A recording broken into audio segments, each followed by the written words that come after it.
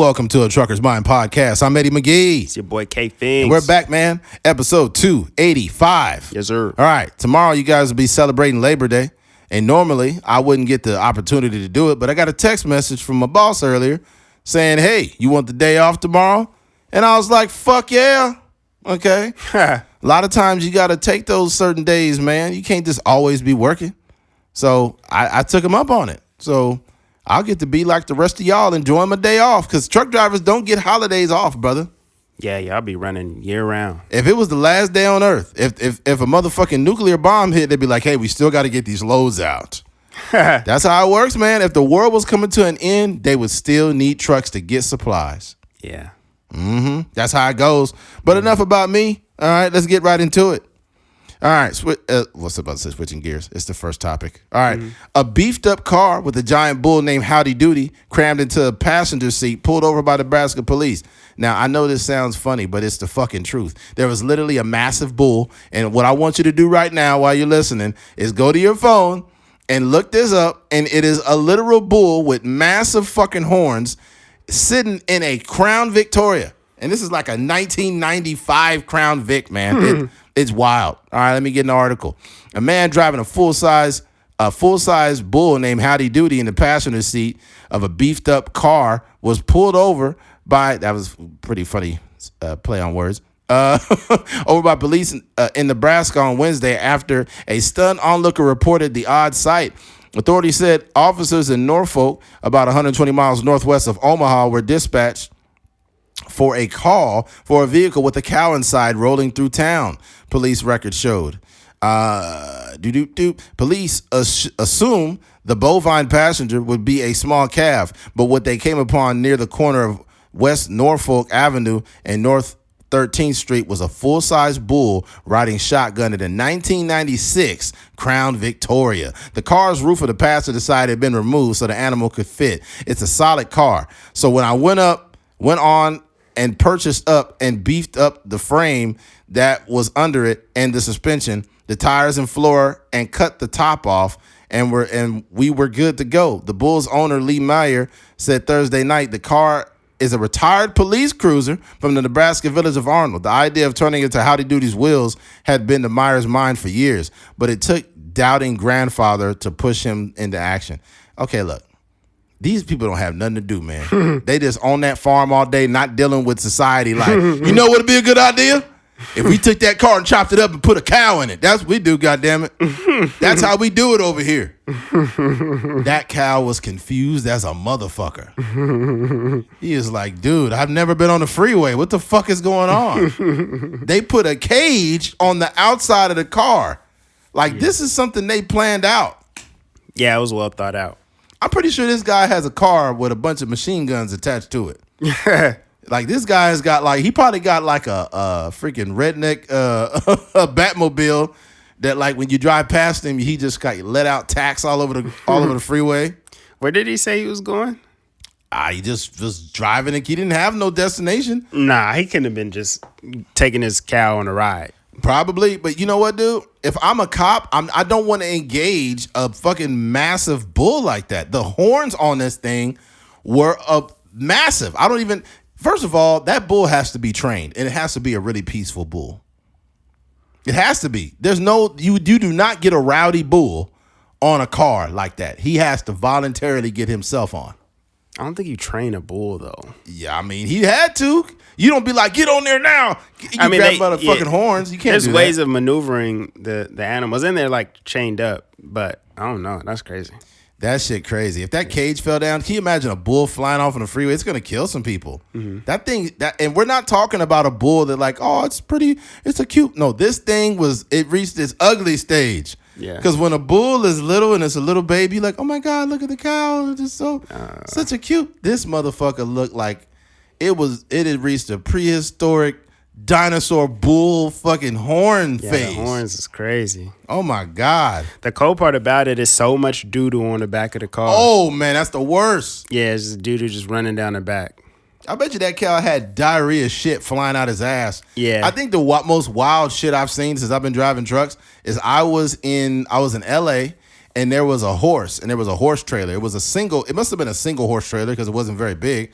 and all you can see is the horse's ass, right? So I'm driving behind this horse trailer, and I got a pretty good distance between me and the horse trailer, and the fucking horse's tail kind of went up, and a big ass piece of shit fell out. No, it didn't fall out. It shot out the horse's ass and hit the truck, man. Oh, a projectile. Yeah, it wasn't diarrhea. It was just a big turd. Mm-hmm. That motherfucker came out like a brick. That's crazy. I seen some shit. There was another time. People, you need to learn how to tie your shit down too, please. Please learn.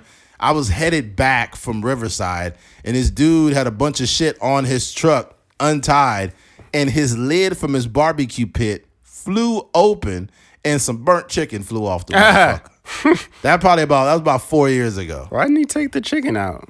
I don't know. Look, I don't drive around with burnt chicken, so I have no experience. What the fuck? No, that's wild. Yeah, idiot. Yeah, it's crazy. I think, I don't know.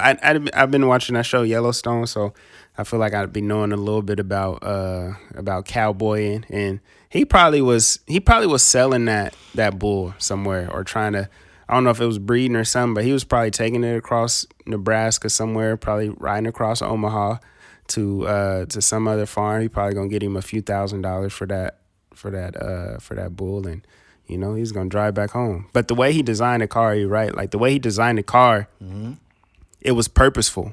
Like that ain't his first rodeo. No pun intended. No, it's like not. he been doing that for a long time. Because you don't just chop your car and put the little gate on there, you know, just for one ride. That's crazy. I could just imagine. He probably couldn't afford a whole trailer and the whole nine with the truck with the dually and everything. Like, I disagree. I think this guy was just looking to create a fucking freak show because he knew it. All the modifications he did to that car, you could have easily got a fucking dually truck. It didn't got to be a new one. He didn't have no modifications. He just cut it up. No, he did. No, he talked about it. He reinforced the suspension. Oh, dang. Yeah, the suspension. You have no choice. When you put an object that fucking heavy, large, it's going to squash that down. So he put a lot of money into suspension. When he could have put that shit into just getting a truck, he could have put the fucking bull back there. That's crazy. You know, I could just imagine him driving down the street with this thing, blasting music. They fucking pull him over. Yeah. Hey, man. You know you got a fucking full-size bull in the passenger seat? Yeah. Like, I know. I was heading on over to get it down to my friend's house, and that was it. Why are you bothering me? It's like, hey, look, man. Like, if I'm a cop, I don't want to engage that. So what I'll be like, hey, look, we're going to create you a convoy wherever you need to go, but you need to get the fuck off the highway, man. Yeah. This is public safety risk, man. You can't have this animal out here like this. That mug just tip over. Oh, my God. It is not, you got to get off the road, buddy. That's crazy. We never see things like this in California because we don't, you know, it's not a common occurrence to see these type of animals like that. That's not true. What do you mean? It's a bull. There's bulls everywhere. I know, but I know. But I'm saying is like it's not ingrained so much in our culture here for that to happen.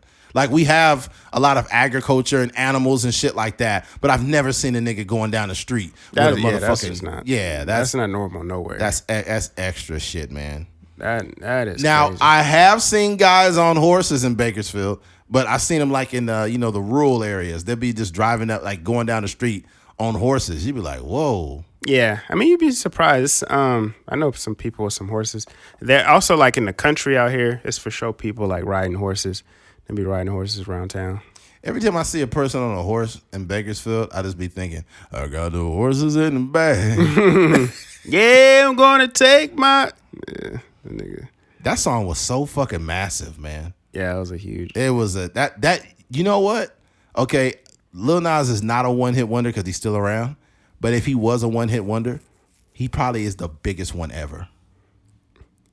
I don't know. There's some pretty big ones. Yeah, but that song... You got like Generate, like a Vanilla Ice. There's some songs that have spanned generations, man. I know, but is Ice Ice Baby bigger than... I mean, that statistically, that song was like pretty huge. But just like you that's only been like so many years, like a few years, right? So it was number one for however long. But you got to think Ice Ice Baby, it'd be like in like cartoons, little animated movies. All right, stop. Now. Collaborate and listen. Yeah, especially like when the credits come on and all the characters is breakdancing and stuff. Like, I would have to think of some other ones, but yeah, that's Old Town Road is a huge. You know where you got that song. sample, right? That was a Sting or something. Is Under Pressure. Yeah. No, it was not. What's Freddie Mercury's band? Queen? Is it from Queen? Yeah, I think it's Queen. Yeah. Dun, dun. They just took that sample. Yeah. Cut it, boom. Just that little bass line. Boom, doom, doom, boom, boom, boom, boom, doom, doom, boom, boom, dum, dum. That was a huge song. Yeah. That was Vanilla Ice. That's one of them for sure. But there's some other one-hit wonders that were fucking massive. Yeah. Yeah, there's some songs that I there's some people that are one-hit wonders that have big songs, but it wasn't the most massive. Uh-huh. The one that stuck around too is Return of the Mac. Oh no, Return of the Mac. I don't even know who the fuck made that song. I think somebody remade that. Like, I think they did. Was it G-Eazy? I don't know. Somebody remade that. I don't know. Certain remakes, they just don't work. Sometimes you just gotta let the song lie. Yeah. Yeah. I don't even know what dude was saying on this song. Every time I feel I'll die for you, you lie to me, but you did.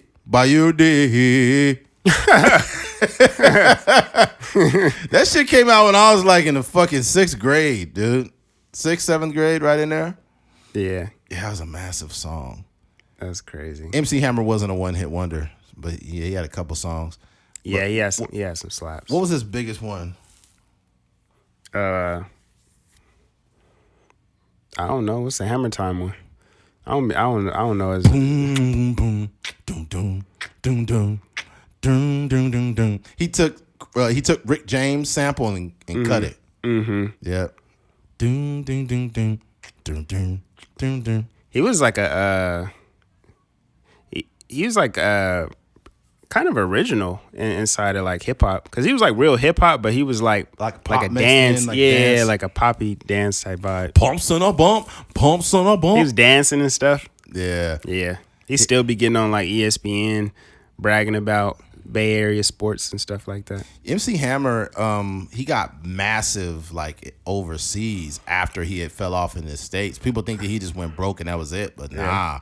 He's selling out. Like, he's making a lot of money overseas, man. Yeah. They love old American acts. That's a beautiful thing about having a catalog is, you know, you may not be famous in America like you used to be, but you could still go to China and get a big bag, or, you know, go to Europe or something like that and get a big bag. Go to Africa and get a big bag. You go to China, you could be genuine and go to China and they'll be like, I'm just a bachelor. I'm looking for a partner. For a partner. Somebody who know how to ride.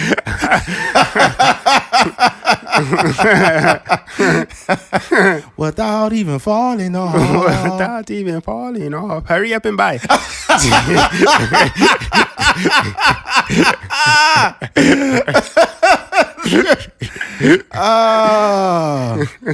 Got to be compatible. Take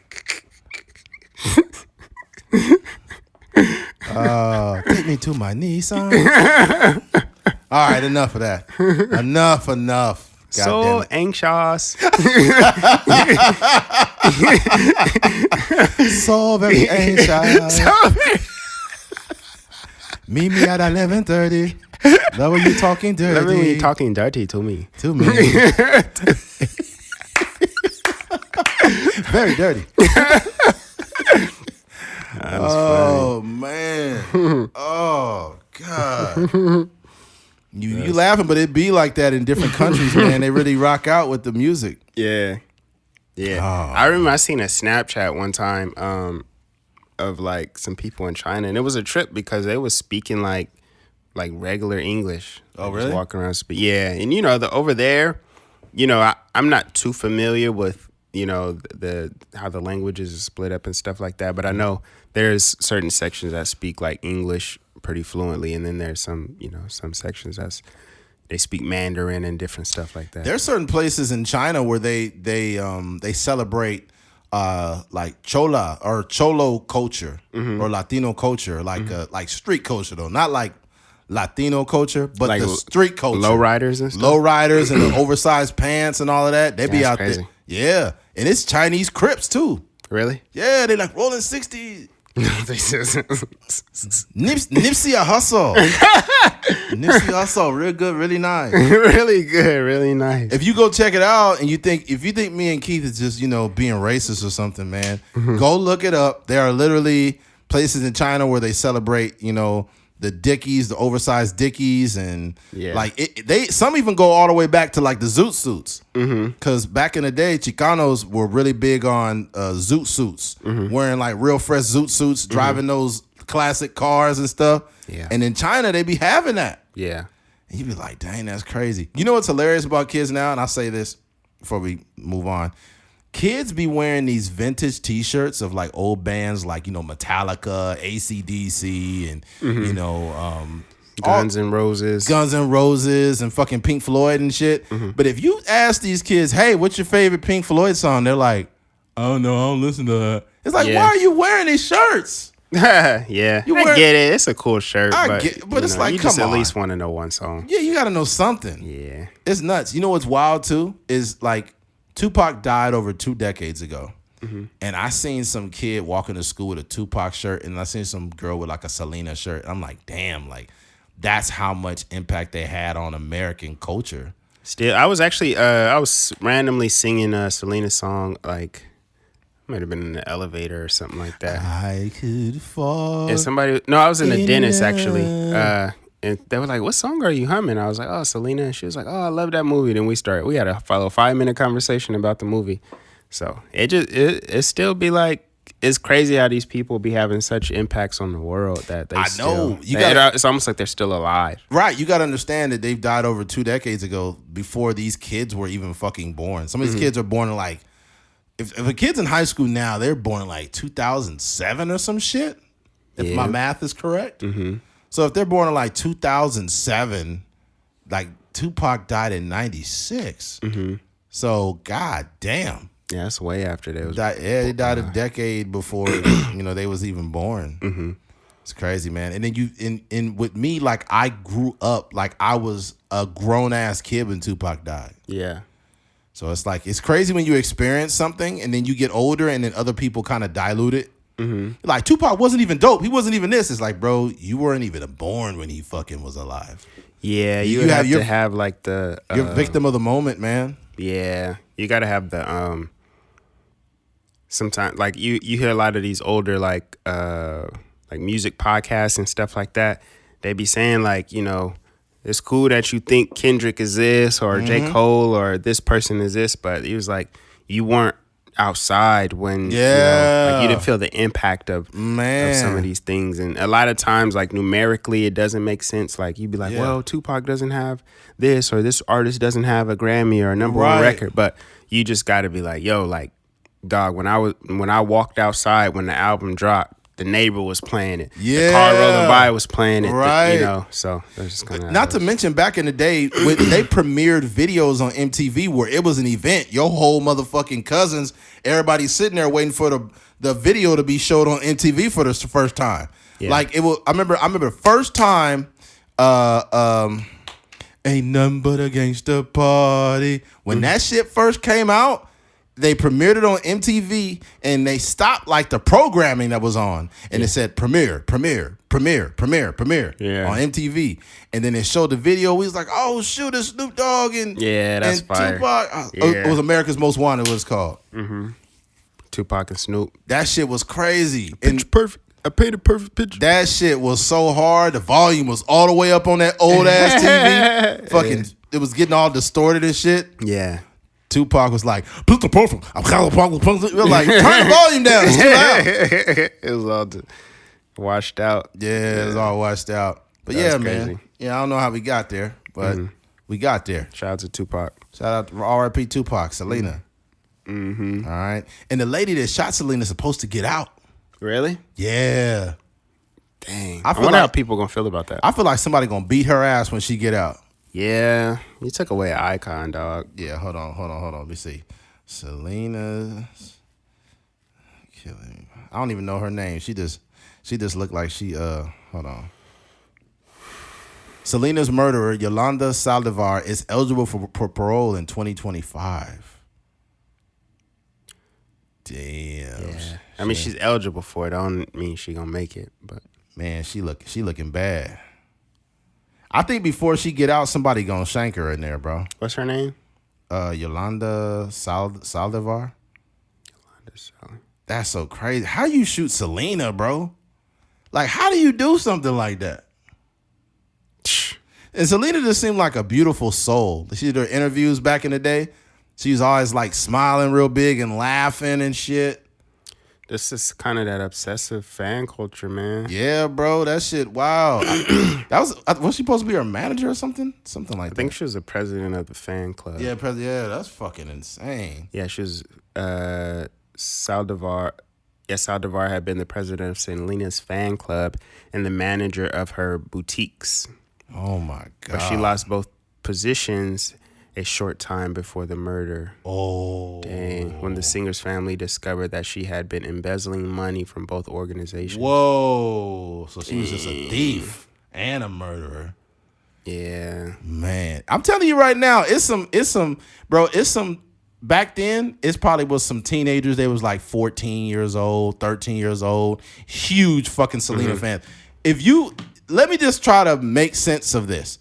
You see how big Taylor Swift is right now? Selena was bigger than that. Taylor Swift is weird because she has been famous for a long time. Yes. But now it's OD. Yes, it's out of control. She can't even walk outside. She can't? Yeah. Yeah. As soon as she try to eat a slice of pizza, we are never, ever, ever getting back. Or how's it go? Getting back together? One of those. One of them. But I've been hearing great things about her concerts, man. Even that's what I'm saying. Stephen A. Smith said that he went there with his daughters and he said, kids, yeah, and man. he said, he's like, when I went over there, I just figured I would just spend my time with my daughters.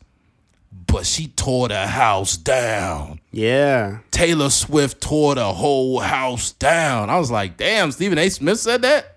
That's what everybody, the concert reviews, her and Beyonce is like competing. Like the Renaissance tour and this Taylor Swift tour is like. Man, I wonder they had sorry to cut you off, but they had both of them concerts made like $1 billion+ in revenue. And then they took out a whole, and I don't think this is real, or I don't think it's true, but they took out a whole segment on I forget the what channel it is, but it's a channel that has all the stock shows and the stock information and stuff. But they were saying that the release of she recorded her concert and then she gonna put it in theaters for like 4 weeks, and they are talking about it on the stock market TV show or whatever, as if this is going to like save like the economy. Yeah, what's the AMC? The AMC, you know, they have a stock, and they're saying they're acting like it's gonna give a bump to the stock market just because she gonna release this 4-week run of her concert. I mean, you can't underestimate Taylor at this point. And I take it back. Selena was not bigger than Taylor Swift, but that trajectory was going to be bigger. Yeah, she was just. She hadn't even reached her fucking tip. She hadn't reached the tip of the iceberg yet. Yeah. So if she had been, if you give her another 3 years, she would have been on some straight up icon shit. Yeah, because that's how what Beyonce is doing right now. This is what 25 years of being in the limelight, Crazy. Releasing music and stuff like that. And that's just I don't know the real number, but I'm just saying that's how long it has taken her to where she can earn $1 billion. And I know. And what's Taylor Swift, you know what I'm saying? What's wild is Selena was everything she was, but thick and brown. Yeah, if Taylor Swift can do this with no ass, imagine what Selena could do. Crazy, right? Fucking nuts. She was 75% thicker than Taylor Swift. Crazy, man. I'm curious now about Taylor Swift's concert. If she could get me to a concert and have me singing like a white girl, I'll get on this podcast and be like, hey, you know what? Taylor Swift had me singing. You know what it is? My name was Bethany for 2 hours. That's the thing, like, we were listening, we both listened to that Joe Budden podcast with Vince Staples on there. Yes. And he basically was talking about a show and how you could put together a show. Mm-hmm. And I think that she's doing it on a grand scale. Right. And it's a lot of factors that goes with hers. One, she got screwed out of her masters by a record label. They made it look like that, supposedly. But by Scooter Braun. Yeah. But she just she re-recorded her music. Right. And so there's a lot of people that don't like her, and there's a lot of people that just love her and, have a lot of empathy for her. So I think that plays into her, having so many fans out. She just got hits. That's like undeniable. She got Grammy Awards and all these different things.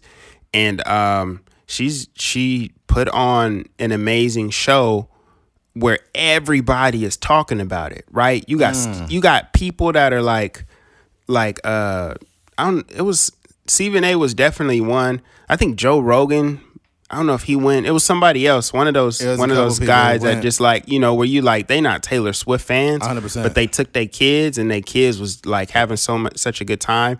And then they looking at it as a spectacle and they like, yo, this is OD. This is so different. I'm saying that to say like, when you have that, you do the first show, right? Taylor Swift, she probably open up in, who knows, like in Florida or something like that. You open up in Florida and then people doing their little videos and everything like that. And everybody like, yo, I just left Taylor Swift concert. It was the best concert ever. Yeah. And then the next city is like, yo, they going crazy for this show. And then it just kind of built this momentum to where it's like a whole avalanche. And by the time she finished her tour, I think she just finished like last week or something like that. It was a viral post, and this is crazy, and this is hilarious. There was this girl that went to a Taylor Swift concert, and then she FaceTimed her ex-boyfriend at the concert while Taylor Swift was singing, "We are never, ever, ever getting back." And the dude was like, "Why are you calling me, dude? What the fuck? What are you calling me for? Why are you doing this?" Yeah, I would be mad. That ain't something. It's funny as an internet moment, but nigga, don't be calling me. And she was with her friends, and they all pointing at the screen like, I mean, you broke up with me. I'm not with your fucking friends. What the fuck are you talking about? He's like, dude, why'd you call me, dude? Like, why are you calling me? That's what I'm saying. It's cool for the spectacle. Like, your friends could get that off, but at the end of the day, like, I don't want to get back with you. Like, why are you calling me? Yeah, like, what are you doing? Yeah. And it went viral. I'll probably try to find it before the end, or you guys could go look for it. But there was a girl literally telling her boy, like, what's so petty is she probably was waiting to respond to his text. He's like, I care about you. I made a mistake, and I just want you to understand that I do care about you. And she left it blank. She's like, we're going to go to the Taylor concert, and we're going to fucking turn it out. And then as soon as she plays that song, I'm going to FaceTime him. And then she planned it. It was an elaborate plan. Yeah. But he was like, what the fuck, bro? Like, why are you calling me? Like, why are you? Yeah. And he was like a bro. He got to go to the 50 Cent concert, and then when they go, I don't know what you heard about me. You can't get $1 out of me. You got to retaliate there. Our 50 Cent concert was pretty dope too. It's unfortunate that Nate Dogg is passed on. Yeah, because he could have went. He'd be like, got that's the first hoes. one I thought of, but I was like, Nate Dogg is dead, so he can't. I got hoes in different area codes. 504-307-289-487. 661 having fun. 805 still alive. That's funny. Oh man, it'd be crazy. They had like a special segment for Bakersfield. 661. So many hoes. So many hoes in Rosedale. Hoes in Rosedale. Hoes in Rosedale. Hoes in Rosedale. Hoes. Hoes on Brundage Avenue, Brundage Lane. There's so many hoes on Stockdale Highway. Had to hit the highway, do it my way. Ludacris is so animated when he rap, like it's funny. Oh, that's hilarious. 661, having fun. Yes, he was a different rapper, man. Yeah, all right, we're just dragging this on. I just thought about like on the Genius documentary.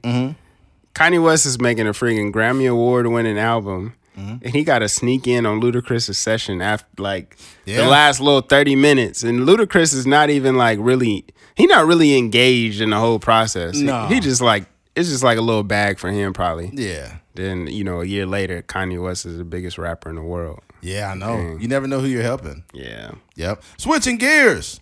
Women more likely to be ripped off by auto repair, study says.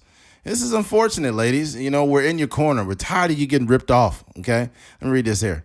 Women are more likely than men to be taken for a ride, so to speak, when calling around for car repairs. A new study out of Northwestern University found auto shops quoted higher prices to women who appeared uninformed about work needed to be done. But women are also more successful in negotiating the price down. That doesn't even make sense. Like if you're getting bamboozled and you're negotiating, I don't think they're negotiating. I think that they just got titties. Yeah. Yeah. It's like, I know it's 9,000, but like here. Here. He's like, 850. 850. Yeah. Yep. All right. But yeah, man. It ain't right. And what brought about this whole topic is yesterday I stopped by Jiffy Lube and I just went to go get some oil, right? Get my oil changed, and I get conventional.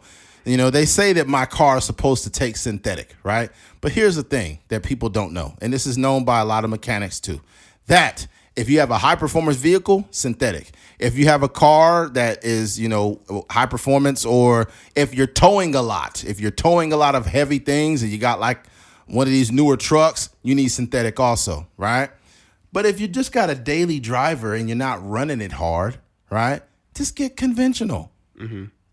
You need conventional. When I went there and I was like, all right, just let me get some conventional. And he's like, no, it shows that your car needs synthetic.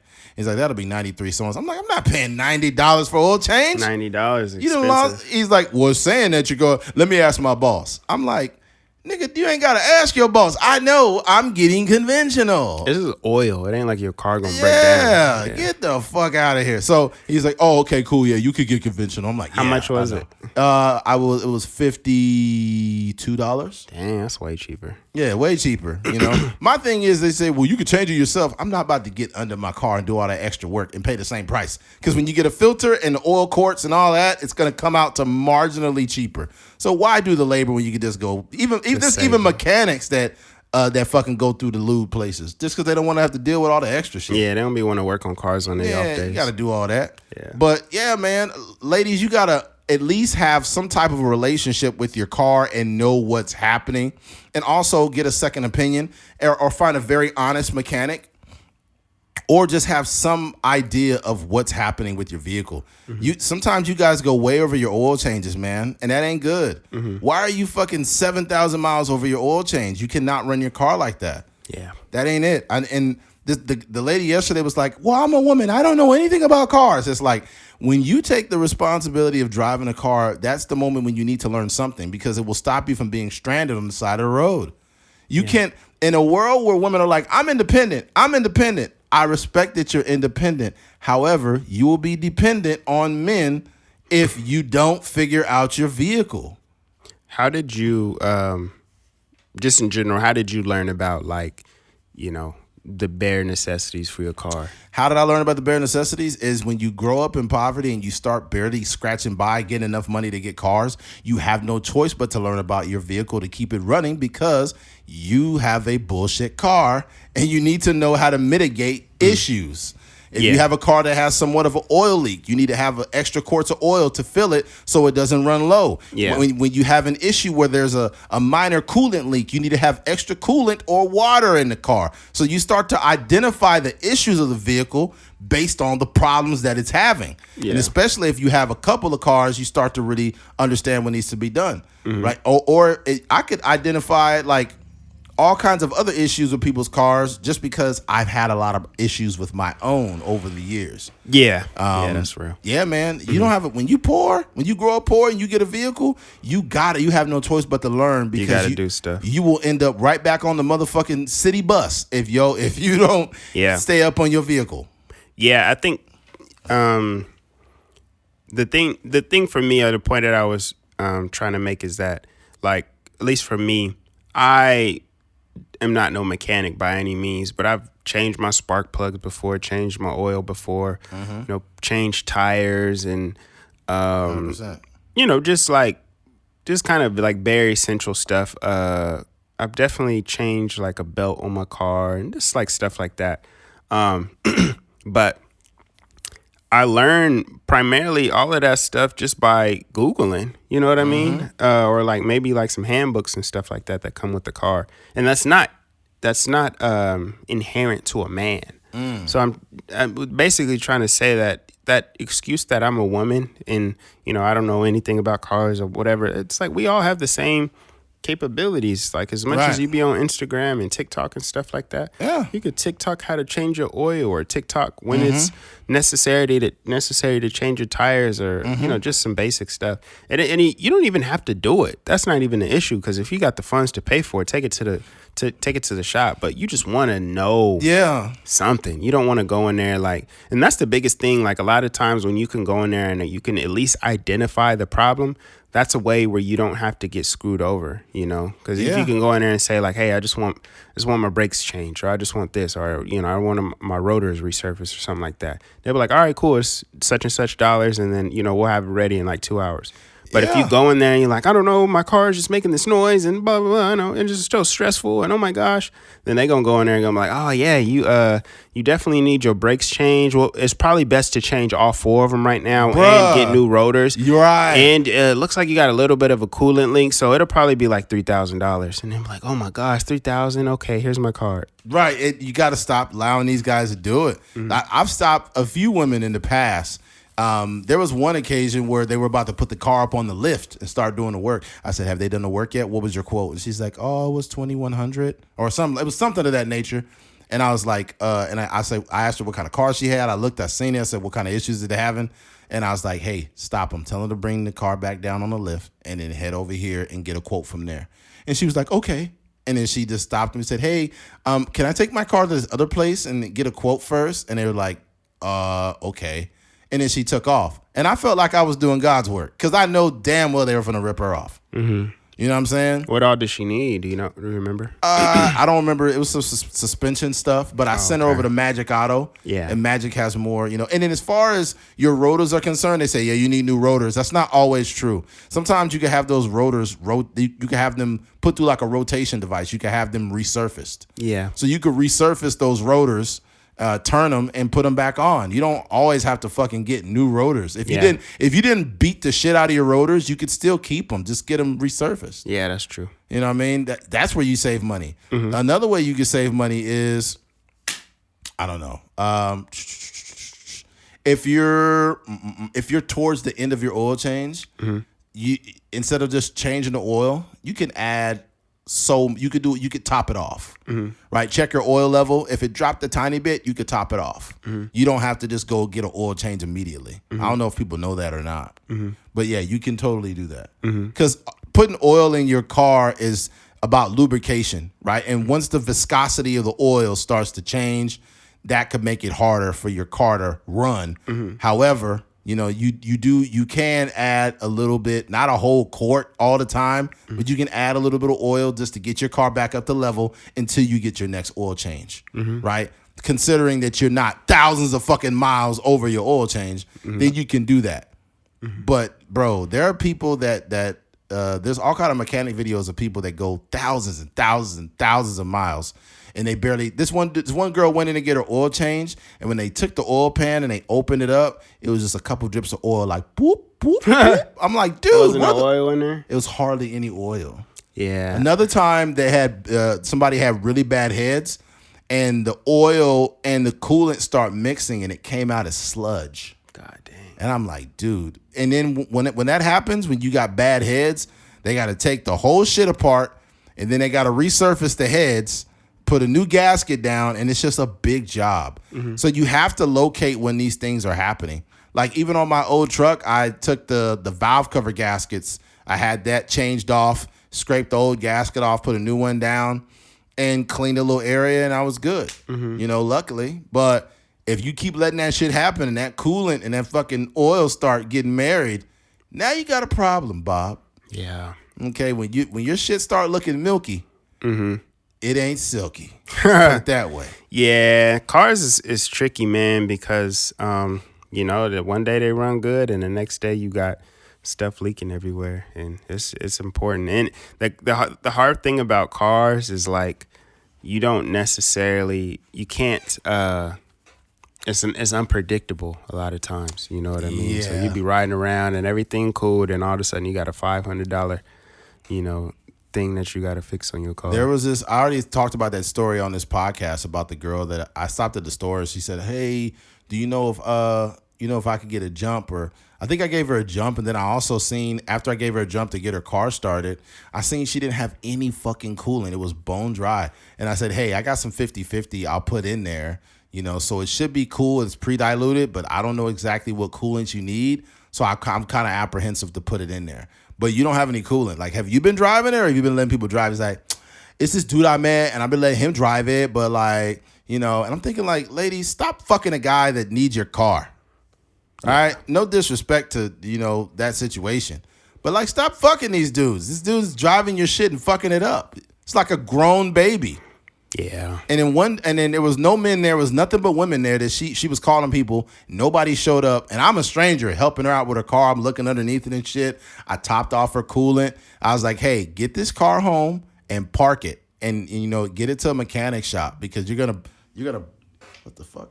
You're gonna burn this car up. Mm-hmm. And luckily the engineering was so good on this car. It was a Chevy Impala. Mm-hmm.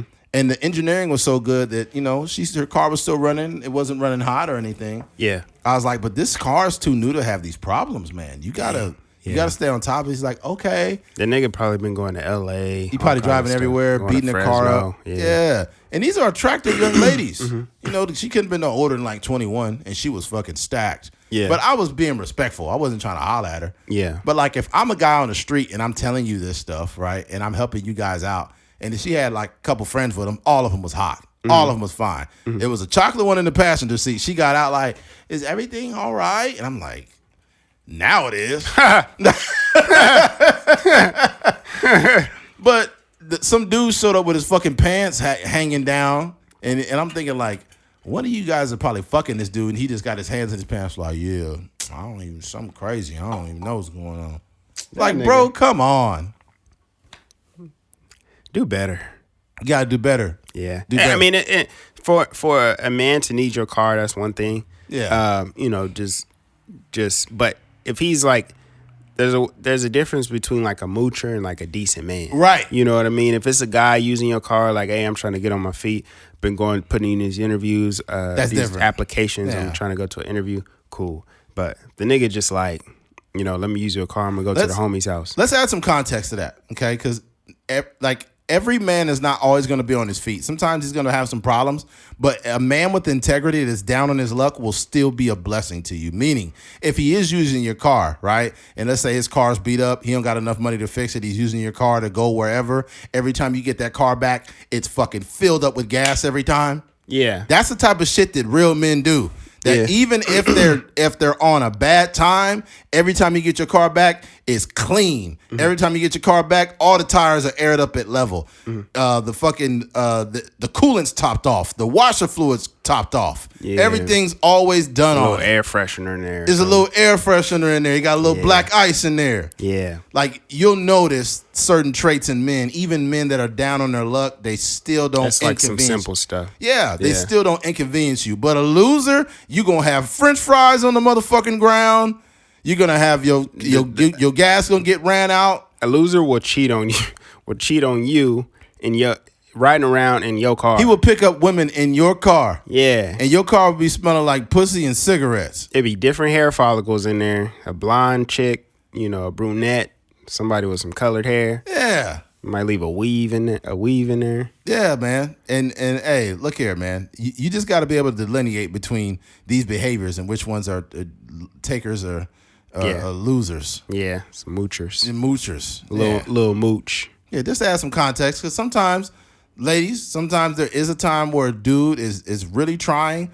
And as men, we all go through a crossroads in our life where it's the prequel to us really taking off in life, regardless of what it is, whether we before we get a decent job or before whatever it is. And during that period, it's not that we're asking something of you at that time. However, we're just not doing the greatest.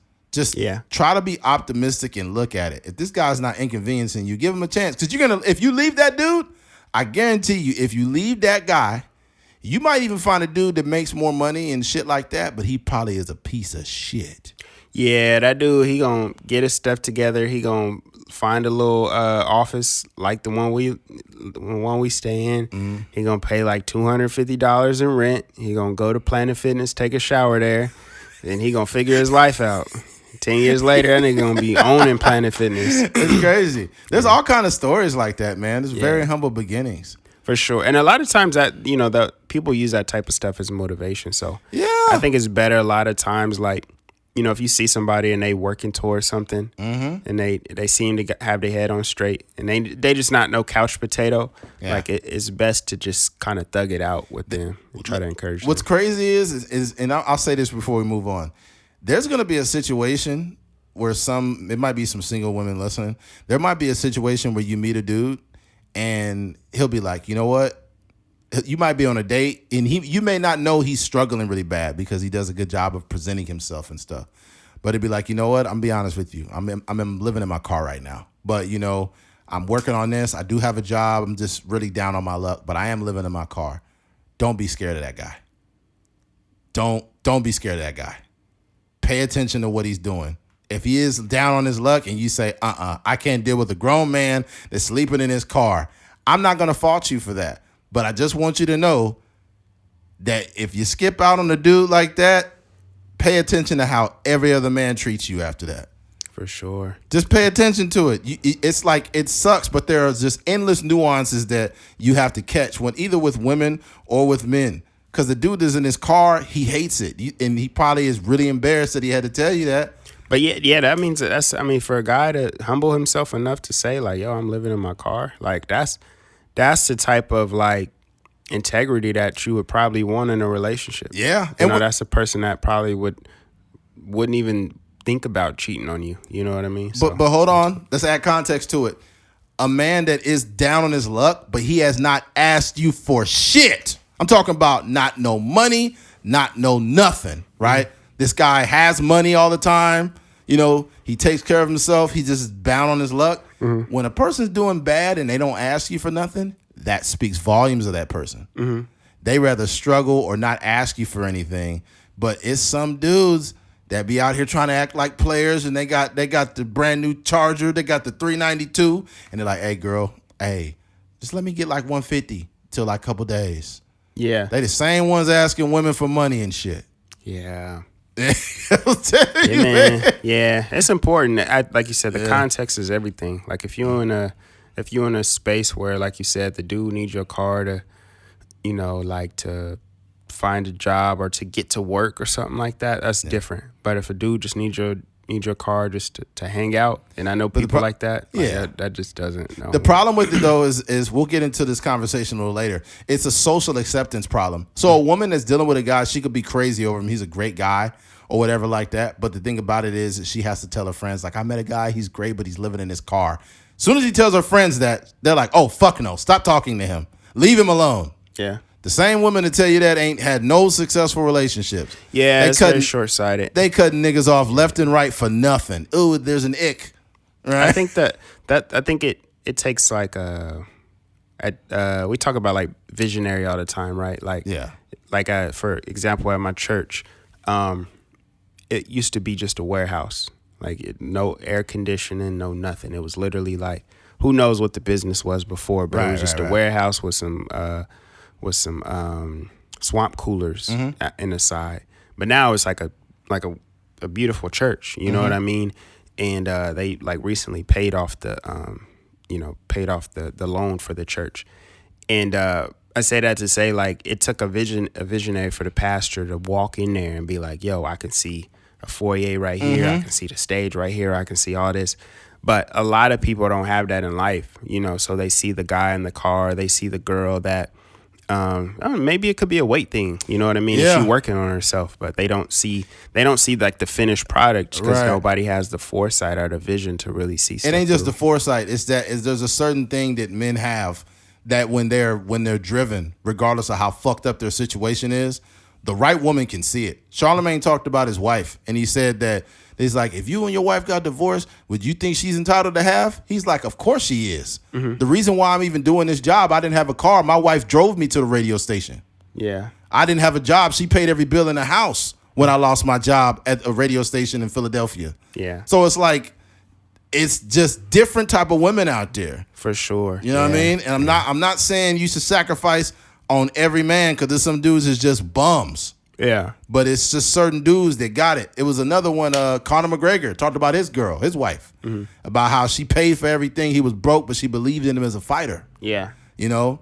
And then the conversation that some women have is counterproductive. They'll be like, I'm not building up no man. Then don't fucking get married then. But the thing about it is, like, if you have that mentality, you're going to miss out on Charlamagne the God. You're going to miss out on Conor McGregor. You're going to miss out on, these guys that, they just needed a little bit of time to figure their life out. I think that sometimes women they're not able to delineate between what we mean. Yeah. Like the average guy is not set up for you to do that. So I wouldn't say the average guy you should be sacrificing anything. Yeah. I'm saying that there's a certain value and quality that men that want to go somewhere that they have. Mm-hmm. Right? And if you leave that dude, that would hurt his feelings, right? However, you going to lose out because you going to watch that dude be successful. You're going to be on the sideline watching him grow, and he going to be out doing his thing. And there's been multiple cases of men that, had women that really helped them out a lot. Yeah. Or not even just helped them, like was in a position where everything fell on them for a while. Mm-hmm. But it happens, man. Yeah, that's the nature of the beast. Yeah. And I'm sure in those situations, if it was, it is reverse.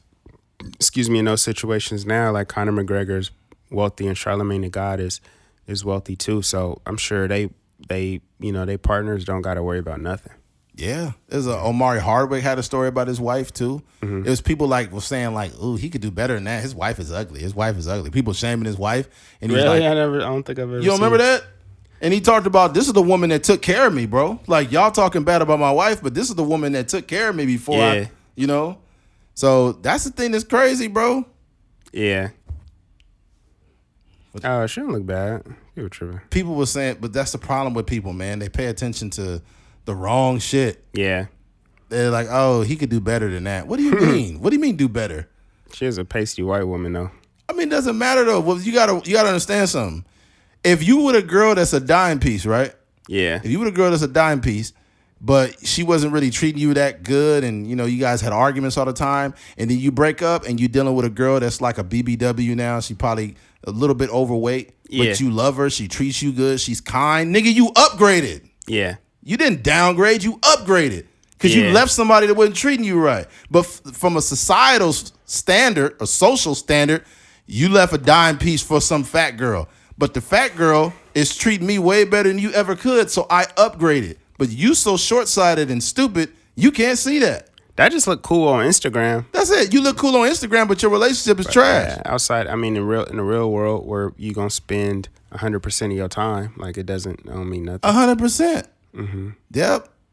That's crazy. And she be cooking. Big girls be cooking food. That'd be like they thirst trap. Like they'd be like, oh, just cooking a little meal tonight, and they post a picture of the food. You'd be like, oh, dang. I ain't never got trapped by no food. That's a trap, man. Niggas nuts be empty and they stomach be full like a motherfucker. You blow her back out, she cook you a meal. That's different. That's some grown woman stuff though. You got to be like late 30s, early 40s for that type of stuff to happen. When you young and you just out here, it don't really go down like that. It all depends. The right one get a hold of your ass, it'll be it. Ain't no 20, early 20, 21, 22. She ain't cooking you no meal after you smack her down. Oh, young lady, nah. They probably not. They're not that domestic yet. They ain't not that domestic yet. She might warm you up some food, like a Hot Pocket or something, but she ain't making you no food. It would be hilarious. I seen this meme that said, girls will get you a hamburger and a pair of shoes and then say they gave you the world. That shit had me dying. All right, let's switch gears, man. Switching gears. Burning Man. 70,000 at Burning Man Festival are isolated, still stuck as rain returns. And I'll read the first article here. All right. One death was reported, but Man CEO said the situation was not as dire as it was being portrayed. Somebody died, motherfucker. That's a big deal. Even if it's 70,000 people. That's a big deal. Burning Man's estimated 70,000 plus attendees were isolated That's a lot of people. at the venue known as Black Rock City as rain returned Sunday and closed roads, muddy campgrounds, and one reported death darkened the day. But the CEO of Burning Man Project, Miriam Goodell, told NBC News interview Sunday there's no cause for panic. Of course you're going to say that, motherfucker. Of course you're going to say that. You're not going to say, oh, God, this is terrible. Yeah. Yeah, because you need to make money. We're very pleased and surprised that there has been such a fuss over us. She said organizers under the nonprofit project plan an orderly exit Monday, which is the last day of the event, and have so far turned down help from Nevada National Guard. She said, we've made it really clear that we do not see this as an evacuation situation, Goodell said. The water is drying up. The crowd and the Counterculture Music and Arts Festival was first advised to shelter in place and conserve food and water on Friday, according to notices from organizers. All inbound and outbound traffic was halted and remained so Sunday. And the shelter in place recommendation was still in place in the afternoon. Roads were essentially impassable, organizers said. Saturday night, the party had seemed all but over, as organizers said. Their main focus was getting people out. Most festival operations have been halted or significantly delayed, the Pershing County Sheriff's Office said in a statement. What they also mentioned, dog, is the bathrooms are terrible right now because they don't have people to clean out the porta potties, so they're full of shit. Yeah. So, yeah, that's a problem. So there's going to be a lot of shit everywhere. That's not mentioned in here. What's hilarious, too, is Chris Rock was actually able to evacuate. Him and fucking Diplo, DJ Diplo, they walked over 6 miles, and then a fan picked them up, and they jumped in the back of the truck. And there's a video with Chris Rock in the back like, man, I can't believe I'm in the back of the truck. I need a cold beer when I get out of here. So Chris Rock got the fuck out of there. And let me read that article, too. Diplo and Chris Rock escaped Burning Man Festival after catching ride in a fan's pickup truck. Thousands of festival goers have been left stranded after a remote Nevada desert became encased in mud due to heavy rainfall. Diplo shared on social media he and Chris Rock made it out of Burning Man after heavy rainfall turned the festival into a muddy mess, leaving attendees unable to get in or out. In the video posted by DJ's Instagram, he can be seen riding in the back of a pickup truck with the comedian and others. A fan offered Chris Rock and I a ride out of Burning Man in the back of a pickup truck. He also wrote in the video after walking 6 miles through the mud. There was a couple celebrities that were walking through the mud also that that said, hey, we got to get out of here. I think here's the thing that people don't understand about Burning Man. I've never been there, but these are people who are going to this festival to escape the social norms. They dress up in wild clothes. They get high as fuck. They take all kind of mushrooms and shit like that. And it's just like a really peaceful event, right? And they did a lot of footage in there, and they said, hey, man, nobody here is overreacting. You know, this is a terrible situation, but we're like kumbaya over here, man. We're eating noodles and, drinking water and just, enjoying the festivities. It was still people out there high in a motherfucker. Some dude had a hammer and he was like hitting a bicycle and he was like, he was all in the mud. So he's pretty sure he was having a great time. But yeah, man, I think the people that attend this Burning Man thing, it's just a chance for them to escape the social norms and all the other stuff. And I think it says a lot about an event when someone like Chris Rock can walk around and like say hi to people. He's not being, just freaking bombarded by people like that. There's a lot of celebrities that go to this shit and they just walk around and meet people. Yeah. Which is wild. I would say though that it's only certain people could do that. Like no matter the setting, right? Like Chris Rock is a comedian. He's not at the peak of his fame, and he's a comedian and an actor, right? But we talked about earlier, like a Beyonce, a Taylor Swift. It don't matter where. It don't matter the crowd. It don't matter the type of people. They can't walk around nowhere like that. But there have been situations where they were at like Coachella, like her and Jay-Z, like just in the crowd. Who was? Beyonce. But they had like security around. Oh, okay. So I think the setting does mean something. And then the person also. This like nigga Kendrick be moving around LA by himself. That nigga, I think Kendrick live in like New York now. Really? when he was doing those burpees and stuff, I think he was in New York. Really? I think so. That's But he was talking about like he just be moving around. Yeah, but you'd be surprised. Like I was saying, like I was telling you a while back when I went to the Lakers and the Warriors game, the playoff game last year. It's LA. It's the crypto.com arena. So it's celebrities walking through, like former athletes. You got guys like Reggie Bush and stuff. Like they're just walking through. We all have to sit down, you know what I mean? So they just walking through their spaces. They may have suites or whatever. So, everybody's kind of in there. But what's annoying, though, is I was watching a Dodger game, and it was a game where Kendrick Lamar went into the stands, and he kind of made it without people really making a big fuss.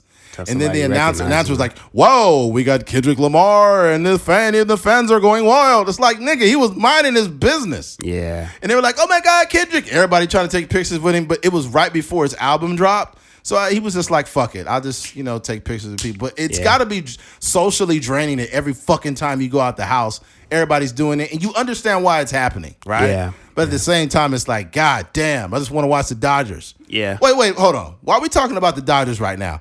How the fuck did the Dodgers lose like that on Kobe night? To the Braves, man. God damn. Good for them. I know Kobe was shaking his head like these niggas got from heaven, huh? Man, I just imagine that meme from Kobe where he's just standing there with his arms crossed, just watching this fucking chaos. You didn't do Kobe night over, man. Yeah. Did one more get additional? You did Kobe night. Let's make it Kobe 8 night. When he was number 8. A different number. Huh? Yeah, put a different number there. Yeah. You got to get some redemptions, Dodgers. God damn. You lose on Kobe night in front of his wife and kids. Oh, the kids was there? Yeah, everybody was there. Fuck. That's crazy. Golly, the goddamn Dodgers, man. Yeah, the Braves kind of own us. Yeah. Yeah, but yeah. Where was I at before the Dodgers fucking distracted me?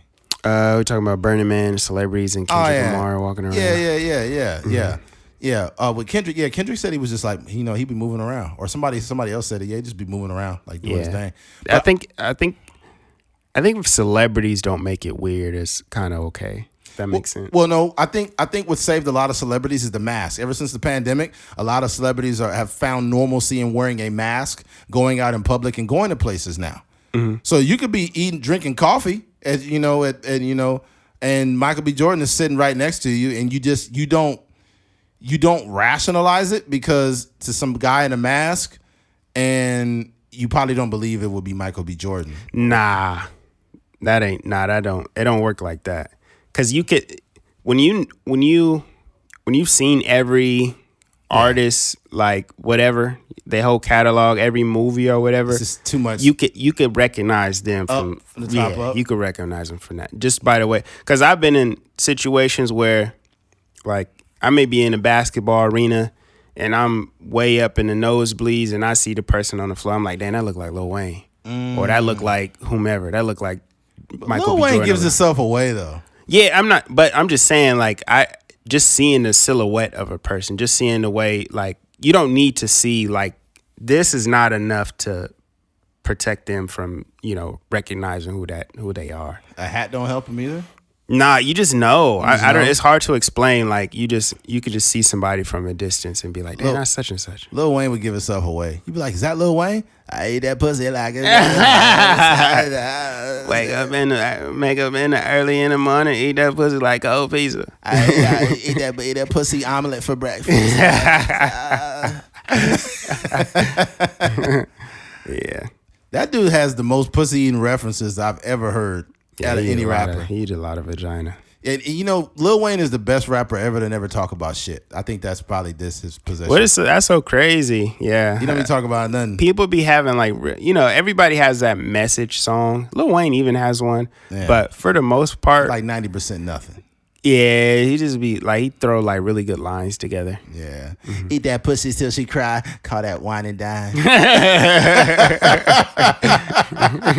Like, what are you talking about? Yeah. What he said on that one? Wake up early in the morning, eat that pussy like cold pizza. Yeah. That nigga Lil Wayne. And he put the auto-tune behind it. Yeah, moonlight, baby. He got a whole bunch of videos of him at concerts, not playing the guitar. Like he playing like acting like he playing. like acting like he playing. The music's still going. You could hear the guitar in the background. He handing it off to somebody. Yeah.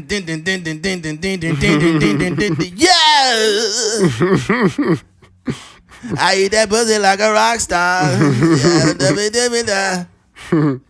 He's got the worst dreadlocks I've ever fucking seen, man. His hair's falling out, man. It looks bad, man. Yeah, that it's nigga thinning up there, crazy. He looks like a fully grown scarecrow with that shit on his fucking Yeah. My God.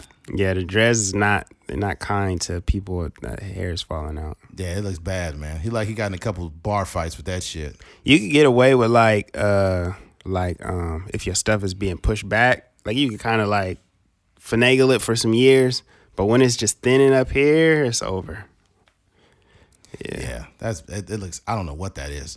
Look, you know when they talk about black don't crack, Lil Wayne is a very good example of it cracking.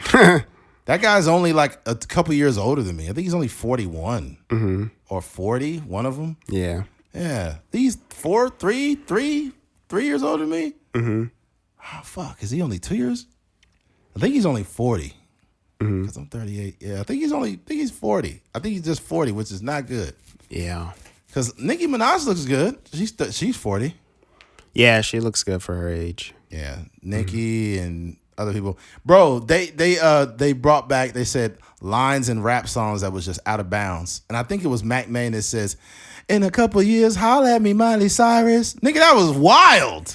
She was 17 when he said that. Yeah. That was weird. Yeah, you can't say that. Bro, that shit, he would get canceled for that now. And then when people was really like reciting that lyric, they was like, in a couple of years, holla at me, Miley Cyrus. And as soon as he turned 18, it's like, man, I want to fuck Miley Cyrus now. Like, God, this is weird, man. Yeah, you can't say that. This is pedophilia adjacent. What the fuck, man?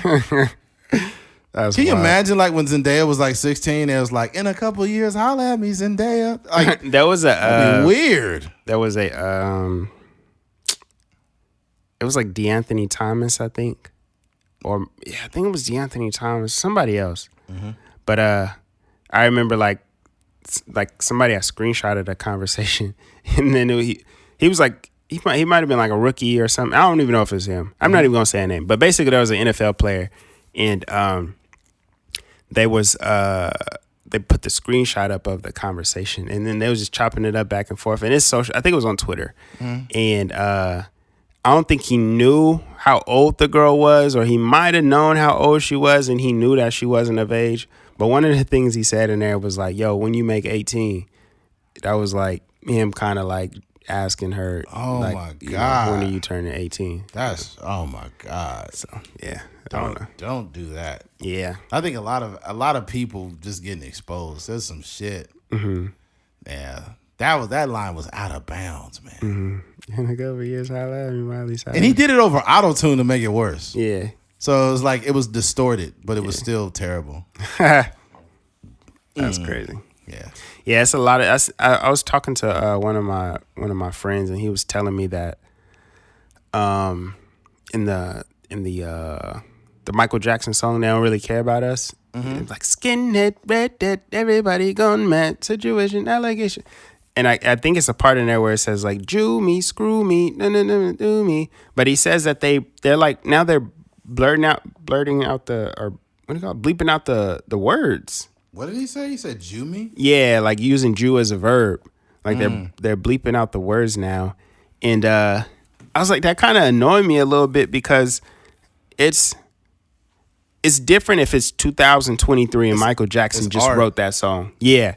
But if you are retroactively like correcting like all of the, when people are using the R word, or people are saying like using Jewish people as verbs and, disparaging ways or whatever, like it just, like you said, it kind of just ruins things. Yeah, you're diluting art at that point. Yeah. Like there's certain movies and stuff where they say nigger, and I'm like, I don't even flinch or get mad, because I'm like, that was socially acceptable during that time. Exactly. So we've made it to a time. It's a lot of movies, like The Godfather, a bunch of Quentin Tarantino movies. All the movies say nigger in it. And I think if they try to like take it out, that would be stupid. It just softens the movie up too much. Even that, what is it? It's a movie,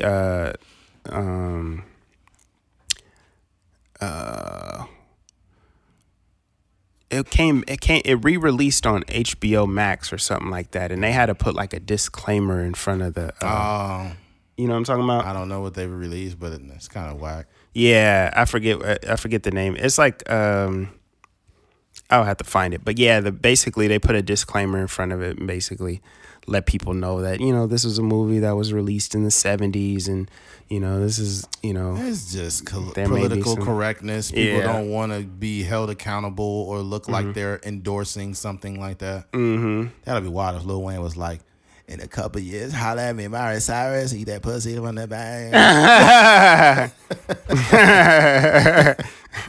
That pussy ain't old enough right now. Like, this dude is crazy. Freaking Lil Wayne.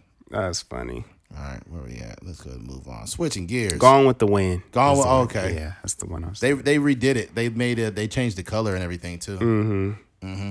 All right, switching gears. Oh man, I missed it. Hold on, we can't move on because I missed some important shit in that last conversation. We just went on a fucking tangent. I'll say this: there were protesters prior to the fire. I mean, not the fire festival. Prior to Burning Man, right? And the protesters wanted to stop them from having Burning Man because the weekend-long festival in Black Rock Desert produces over 100,000 tons of carbon dioxide. Mm-hmm. So they were climate, what do you call it? Climate, what do you call it? Not climate control. What the fuck do you call it? Climate change protesters. Mm-hmm. They're climate change protesters that didn't want this, but they eventually got overturned. The police ran over the little barricade, and they had to unblock the road.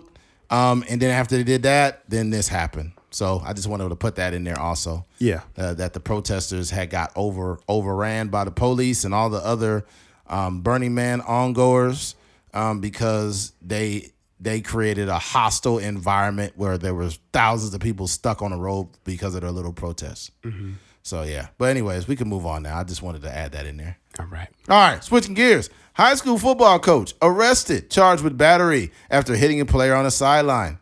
All right, and this is an absolutely fucked up story. All the youth football coach, high school football coaches, college, whatever, don't ever put your fucking hands on a kid, you dumbass. Just because your life sucks doesn't mean you hit kids. That ain't right. Yeah. That ain't right. You like some of these coaches, they do this, they have to know that young man does not have representation at home. Because if I had a son and you hit my son, I don't give a fuck if we're in the middle of the game. I'm going to kick your fucking ass. And I was telling you earlier, even if it wasn't my kid and it was like my son's kid, I mean my son's friend and his mom or dad wasn't at the game, I'm going to fuck you up too. Yeah. Because you're hitting a kid because you don't think he has somebody that cares about him. Yeah. And that ain't right, man. And I love football, but it's a game at the end of the day. Yeah. It is a game. These kids matter more than that fucking game. All right, high school football coach arrested, charged with battery after hitting player on the sideline. In Atlanta, a high school coach has been arrested after physically assaulting a player. The incident happened during Saturday's football game between Benjamin E. Mays High and Douglas High School in Atlanta, which was live streamed over the weekend by a local station. Peachtree TV, the broadcast showed a Benjamin E. Mays assistant coach strike a player in the stomach on the sidelines, which resulted in the player doubling over in pain. Yeah, the young man was like leaning over like, oh man, like you really hit me. Mm-hmm. Right? And I don't think that was the first time he did it. Right? And then on Tuesday, Atlanta Public Schools confirmed to USA Today Sports that Sledge was arrested on simple battery charges following the incident. The school district added that Sledge was a lay coach described by the Georgia High School Association as a community coach. That doesn't work at the school or any professional certifications. A lay coach for Mays High, who was not a classroom instructor, was taken into police custody after an incident that occurred on the sideline, blah, blah, blah. It was all just a quotation. It's disgusting, though. This is disgusting. And I've seen some comments from some men now in the comments that said, man, these young men is soft now. They soft. And I'm like, how is a young man soft from getting hit by a grown fucking man on the sideline? Yeah, it's a young kid. That's a kid getting hit by a fucking grown man. Does your life suck that bad? What's going on at home? Your wife stopped sucking your dick. You bust your wife cheating on you. What happened? Doesn't matter. You don't take that shit out on fucking kids, man. That makes me so mad because there is a fucking pandemic of coaches that care more about winning than the fucking players too. I hate that shit. I hate it.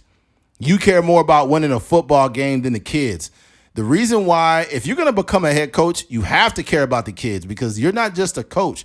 You are an adult figure that they will remember for the rest of their lives, right? You're going to be a person that either took their talents to the next level and helped craft a vision in a young man that's going to make him a better person, overall person, and a football player. And I think that holds like precedent over everything. So don't be the guy that you're just angry and mad and you want to win by any means necessary and you want to hit him. I feel like the best way to win as a coach is to actually give a fuck about the person underneath the pads and underneath the helmet. Yeah. You know, because if you know I care about you and I'm trying to bring the best out of you, when I do raise my voice or get mad, it's because I want better for you. You know what I mean? And I want you to understand that you're better than how you're playing. Yeah. But I'll never put my hands on a young man. I'll never fucking do that. Yeah, that's just out of pocket, dude. I think that it was like a little bit of a sucker punch. Like the kid is just a little bit my ass. He was trying to hide it. Yeah, I get that. I'm just talking. But it's like it's a situation where, you know, the kid is just listening to him and he's probably like, you know how it is, like coach is always saying like don't talk back and all these other things. So he just listening to him getting the instructions, and who knows what happened on the previous play. But he just get punched in the stomach. He probably just thinking like, nigga, what? Like I'm playing football. You know what I mean? And like you said, this is a game at the end of the day. It's not like, especially in high school, there's not really any stakes. Like, you do have like playoff positions and people trying to get scholarships and stuff like that. But at the end of the day, high school is the last moment before it turns into a business. So it's just, like you said, it's just no room for this. And I think that I've even seen situations where coach, this is in college though, like at the community college, but there was a situation where a player on our team, I think he missed a tackle or something like that. So at halftime, we walk into our locker room and the defensive coordinator comes down. The defensive coordinator's up in the box. So he comes down and he asks the player like, yo, what happened over there? And then the player kind of like brushed him off and he just kind of walked off. And then he was like, yo, don't turn your back on me. And I think he like goes up to grab him. The thing about college, which is different than, these high school kids, is it's different in college. It's like it's mano y mano. And we all grown men here. 100%. It ain't like 15, 16-year-old kid that is just kind of really finding himself. There's grown men here that been in fights and been in real life situations, been shot at and all kind of other stuff. Yeah. So that coach was probably about to get rolled up, like to be honest, or they was gonna fight. I don't know who was gonna win, but it was gonna be a tussle, and that's the difference between these high school situations. I'm gonna say this too, because people might think I'm wrong for saying this. Like, it's not all the coach's fault. It was only one guy that did it. Shame on every fucking coach there that is aware of this man hitting fucking teenagers, and I'm gonna tell you why. If I was on a coaching staff, right, and the coaching staff was great, say it was great, they did a good job, but they had one coach that they allowed to be a fucking tyrant. Yeah. They allowed him to hit players. They allowed him to cuss people out and fucking tell them they were pussies and you ain't shit, fuck you and all that. Yeah. If they allow that, I'm quitting that job as a coach. I do not want to be a part of a culture that demeans and belittles and physically assaults fucking teenagers. That is not how you put confidence into a young man. Yeah, that is not how you fucking do it. If I'm having a conversation or I'm talking to one of my players and I know he's a good player and he's just playing bad, I'm like, hey man, you're better than that. You're playing like shit right now, but I know you're better. I've seen you in practice. I've seen you dominate every day. Just be who you're supposed to be. Yeah. It's very common sense. You don't have to fucking rip into him and say, you fucking suck dick, you fucking do terrible, you suck, get it together. It's like, dude, you don't have to belittle somebody. I've seen some. I've played football so long. I've seen some wild stuff. I've definitely seen like coaches not like that. I ain't never seen no coach like punch somebody, but I've seen a coach like definitely walk up on somebody like if they wanted to like do some damage to them. You better be like careful. Grabbing jerseys and stuff like that. But yeah, I think they know who they can do that to though. It's probably because that's in Atlanta. And them niggas is crazy out there. So I know it's a couple of them dudes like, it couldn't have been me. Yeah, that nigga punched me in my stomach. It's basic, like, I guess, basic grabbing or touching that's acceptable. Like, if you grab a player, by the shoulder pads, or your coach kind of, like, pulls you to him. I've had a coach grab you by my face mask, but not hard. And be like, hey, get your head in the game. What are you doing? Mm-hmm. Right? And he let me go. I don't think that's a big deal. Yeah. But if a coach grab your face mask and he pulling you like, what are you doing? I seen Trent Dilfer going off on one of his players. Mm-hmm. I was like, oh my God, this is terrible.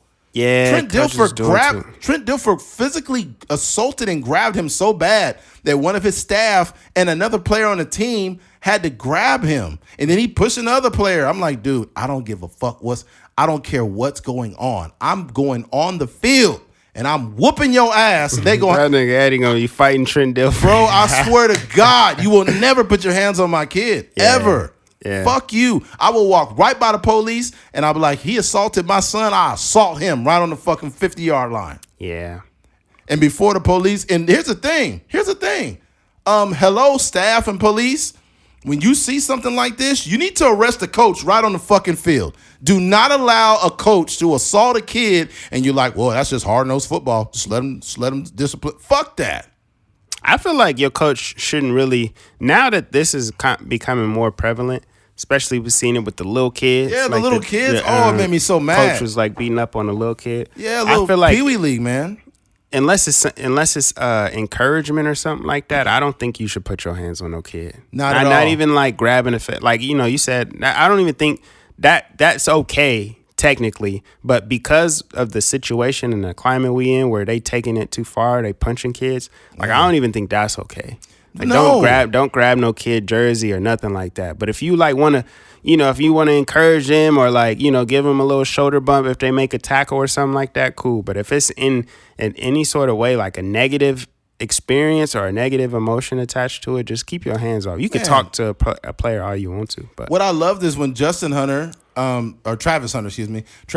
an interception yesterday, and then Deion got in his face and he's like, you him. I told you you him. I told you. Like he was yelling at him, but it was encouragement. Yeah. I feel like you get further by encouraging somebody. Like, let's say, for example, I got a DB out there. He's getting beat. He's getting discouraged. I'll be like, I know you're a great player. Just get it together. And as soon as he makes a play, I'm going to get in his face. I'll be like, I told you. I think a lot of coaches, just me as, a lot of times you by yourself, if that makes sense. Like, you obviously on a team, but it's like your role as a player is like, it's just you. Mm-hmm. So if you getting beat terribly, a lot of times you're not gonna get the encouragement that you probably wish you had. That's the fucking problem. Yeah, especially like I it's happened to me sometimes. I remember one time I was getting beat so bad, I just started crying. Like and this was like in junior. I was like in 8th grade. It was a dude named Matt Sumlin. He was kicking my ass. Oh, tall Matt, light skinned Matt. That's my dad's friend's son. Yeah, he was like he wasn't like really good, but he was just fat. He was a little bit faster than me, and I was just getting abused. And they just, when you own the island by yourself, and they just throwing the ball to him every play, and you getting touchdown scored on you. I just felt like you didn't cry during the game though. It was during the game. Like wow. So like not. So this how you gonna play coverage with tears in your eyes, man? This is how it played out. I got beat like 2 or 3 times, and then they throwing long passes. It's every time they knew like there was like 1-on-1. He's a little bit faster than me, so they just throwing the ball up. So what happens is they ended up replacing me, which was like fine because I was like, now I'm getting abused out here anyways. But they took me out, and then I think what happened is like. Somebody ended up catching like an interception, and then I just got a crackback block. And it was just kind of like all the emotions just came out of me, like, like I laid the dude out, and it kind of felt good, and it was just like, dang, I'm getting abused out here. But I finally got a good hit, everybody cheering for me, and it was just like, it was a very emotional moment. But I say that to say, like, in that moment, some coaches would have been chewing me out, like, yo, but that didn't happen. And I have been in situations where I'm in high school, and like, I haven't gave up no touchdown. I gave up like one catch for 5 yards, whatever. And I go in at halftime, and the coach is like, Fingers, you're getting abused out there. And I'm like, okay. So I just walk, you can't really say nothing to the coach. You just kind of I don't know what he was looking at. Yeah, I don't know. I got beat on a double move, but they didn't catch the ball. But basically, it's like, it's two ways you can have that conversation. You can say like, hey, like what you were saying. Where did he tell you? Did he tell you on the walk into there, or what did he tell you? we were walking in at halftime to the That's a bad room. time to tell a player. Yeah. So, I mean, so that's what I was saying. I was like, you can say like your coach was like, hey, get your head in the game. You better than this. Or you can say like, hey, you're getting your ass kicked out there. That's just how coaches. So I just think there's a better way to communicate a lot of times. Like, and I was telling you earlier, like watching that show Hard Knocks with Aaron Rodgers. Aaron Rodgers has been around the league for a long time. So he knows what like a winning culture is, and he knows how to communicate. And even if you watch Hard Knocks, it's really like a well documented series. And one of the things that it also gives you an insight on what Aaron Rodgers, how his mind works. Mm-hmm. So early in the it's only like 4 episodes, but in one of the episodes, they're having a preseason game, and he got the headset on. And all the offensive coaches and stuff are talking or whatever. And they're like, man, this guy blew another block, or this guy did this, or this guy did that. Or it's even like a positive play. Somebody might have broke like 20 yards. I'm like, this dude on the cutback, he didn't really pick up he didn't fill that gap, whatever the case may be, right? And Aaron Rodgers like, yo, it's only preseason. We got to learn to be a little bit more positive. We're going to change. He talking to the coaches, mind you. He like, yo, we got to change the culture around here, like, and talk more positively. Yeah. So he talking to the coaches like that. And then fast forward, there's an episode where it has like a viral clip, but he's a lot of the receivers, tight ends, they're running the wrong routes. It's supposed to be a 10-yard cut, but they running like maybe 8 or 7, 8 yards, and they're running the routes wrong, or they're forgetting the route. They just out there running anything. And after so many plays in a row like that, he finally flipped out. Like, man, these niggas is not, he didn't say niggas, but these players are not running the right routes. They doing this. Coach, what's going on? Like, he talking to offensive coordinator. He don't even know the routes he out there playing and stuff like that. And he finally flipped out. But I say that, to me, that's cool. Like, if you mess up multiple times and it's like more of a mental error than a physical error, then like I feel like you can kind of have that energy towards the conversation. Yeah, but he chose positive reinforcement first, and then until it ran its course. Yeah, for sure. Yeah, and I can say this: there's a certain culture that's created on these teams. I was on one of the best driller football teams in the history of that school. We went 13-0. We won a Valley Championship in 2001, and I remember the way Coach Hartnett led that team. To me, he was a great leader of men. Probably the best leader of men, actually the best leader of men I've ever seen in my life. And he drove a very hard bargain, and he was a very serious disciplinarian type guy. You just did not fuck with Coach Hartnett. You just didn't. Even before the season started, man. Like, before the season started, it was like he just used to run us and just hammer us until people would quit. Yeah, that's how it be. Like, there'd be some schools, and it's changed now because, it's just a lot of transfers. It's a lot of like, you don't have to sit out anymore if you transfer schools. It's kids that live way over here that's going to Liberty or Centennial or whatever. But we would from y'all era all the way up until like when I probably graduated, it was pretty small teams. It was, dude. Because you don't make it through the summer. like, some of the other Ooh, schools, yeah, that's like true. you could, you're gonna have your summer programs and stuff like that. But not to say their practices are easy, but it wasn't as intense to where it made people quit, because it's some people that just hang out and be cool. Like, I'm on the football team and I get to travel. I get to have a little morning meals and a little Friday, the Friday night, whatever. But when you at BHS, it's like you got history there. So you running stadiums for everybody from 1910, like every team. But that team was special, man. But I just remember prior to the season, my junior year, prior to the season starting, we had there was a drill that we had. I'm gonna leave this teammate nameless, but he's 1 year older than me, and it was a drill. Coach Hen had us running where you had to be in a plank position, right?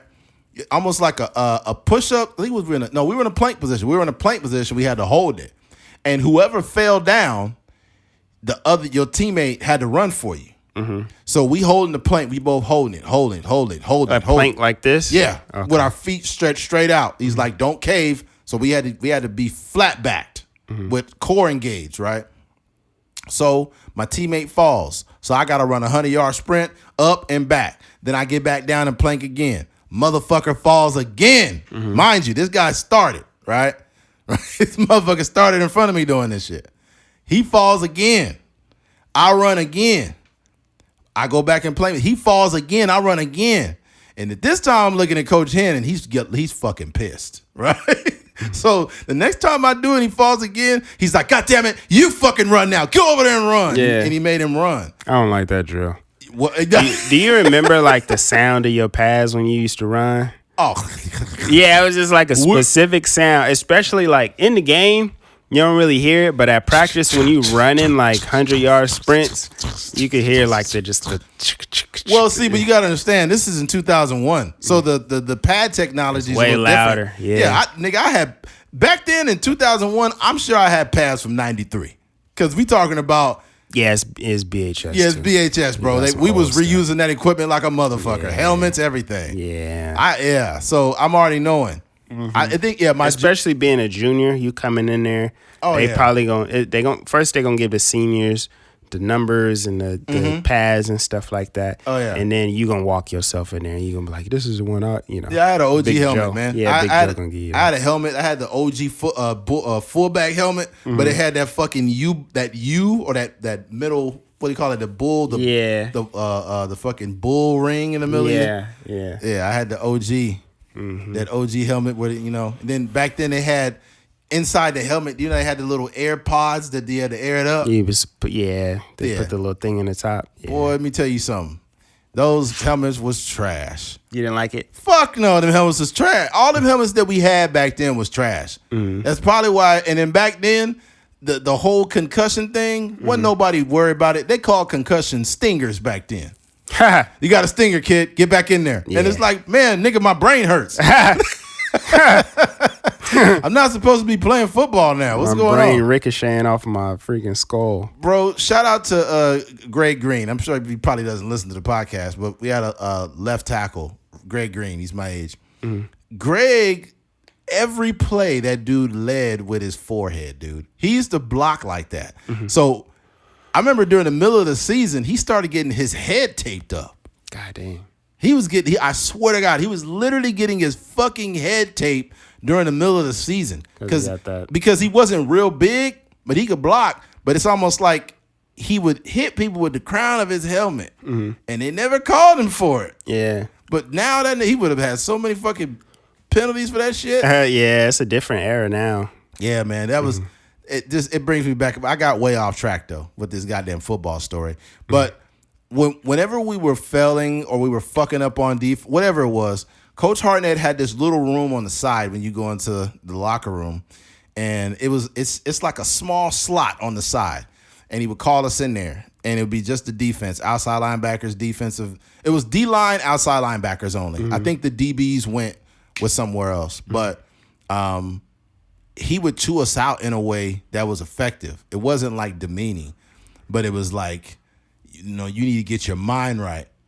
And the bass in this guy's voice, everybody was locked in. You could hear a fucking mouse. Mm-hmm. Like nobody tried to goof off. Nobody was laughing. Nothing. And it was, yeah. I'd be wondering,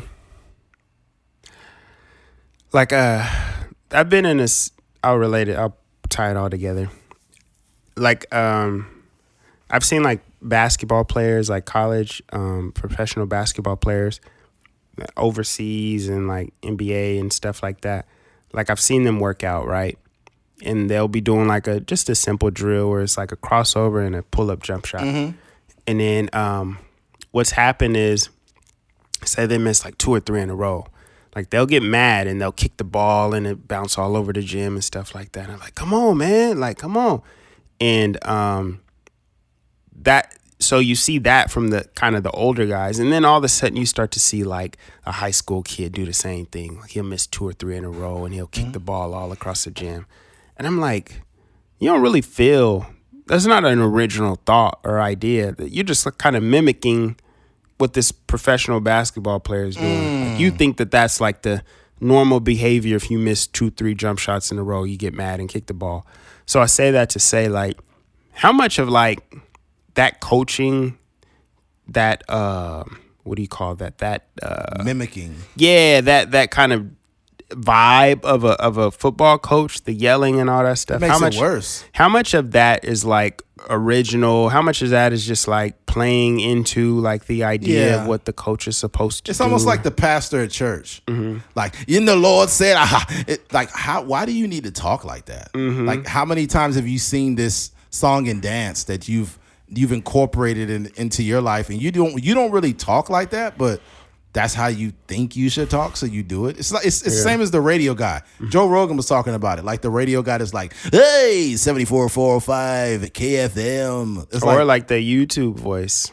Hey guys, what's up, guys? What's up, guys? It's like you don't have to do that. Yeah, you know that. Yeah, you don't.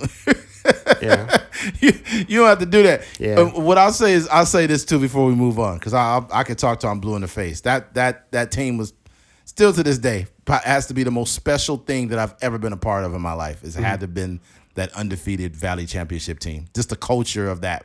That I understand what a winning culture is because of that experience. But for sure. But to make a long story short, especially when you're not a senior and you're not starting on that team, if you fuck up in the game, you think like, oh man, fuck. But in your mind, you're a teenager too. You don't think coach is going to catch it. Dude, they catch everything. Yeah. On Monday, we was watching game film. Monday was always where we went over the film. We did chalk talk, and we watched all the game film. And on goal line, I fucked up. I hit the wrong gap. Touchdown came right where I was supposed to feel. Mm-hmm. Right? And he was like, right here, where you going? He's talking to everybody else. What are you doing here? You're supposed to pinch. He's just going back and forth. And he keeps rewinding it, and I keep saying where I fucked up. And he just keep going back and forth, but he hasn't addressed me yet. He's like, McGee, what are you doing right here? What are you doing right here? And I'm fucking 16, so I'm just like... Yeah, you are. The film, they say the eye in the sky don't lie. And the play went right where I was supposed to go. Motherfucking scored. I was like, God that happened to me on kickoff when I was at BC. Yeah, and you think you get it. We won the game, so we played like Mount Sac, and Mount Sac was stacked. They had like Joe Montana's son as a quarterback and all this other stuff, like a couple D1 guys on their team. And it was on a kickoff. And we had this thing where like we crossed the 2 players on the end, they cross like that, and then I'm supposed to contain. And I didn't contain, and then the returner like bounced it outside, and he ran all the way down the field, and then like Mercy ended up tackling him or something like that. Oh, no. And you know how it is when you mess up, that it's implanted in your head all like from Saturday night up until fucking Monday. We watched the film. We watched the film on Sunday actually. Oh wow, Sunday. Yeah, we'll watch it the next. Do we watch it the next day? Because we have like a shakeout. We'll do like a workout. So we'll play Saturday, and then I think Sunday we work out, and I think we have Monday off, and then we come back Tuesday for practice. But But yeah, I remember watching it and just being like, oh man, I know it was coming. And it's kind of the same situation where you play and like, hey, everybody, yeah, you're doing good right here, you're doing good right there, and like it's like, oh, fingers. And you're like, no, man. Where you going, buddy? Yeah, what are you doing here? It makes it better when you winning because it's not a. Yeah. If y'all lost that game and you hit the wrong gap, it's over. Oh man, but he digging off. But what made it worse is the way, because we had primitive technology back then. So he had the little handheld where it keeps rewinding it back and forth. He had like a little joystick. Yeah. So and mind you, it was VHS. Yeah. We didn't have like updated DVD shit back then. Yeah. So he's rewinding it back and forth, and it just shows me going to the wrong hole every time. It's so crazy when your mind, when you make the mistake, it feels so right. And then it's not so afterwards and the play scores or whatever. You're like, what am I doing? I know I'm not supposed to go there. Yeah, that was absolutely stupid. And in your mind, you think you're just trying to make a play, but you fucked it all up. Yeah. You doing it's like it's the doing too much.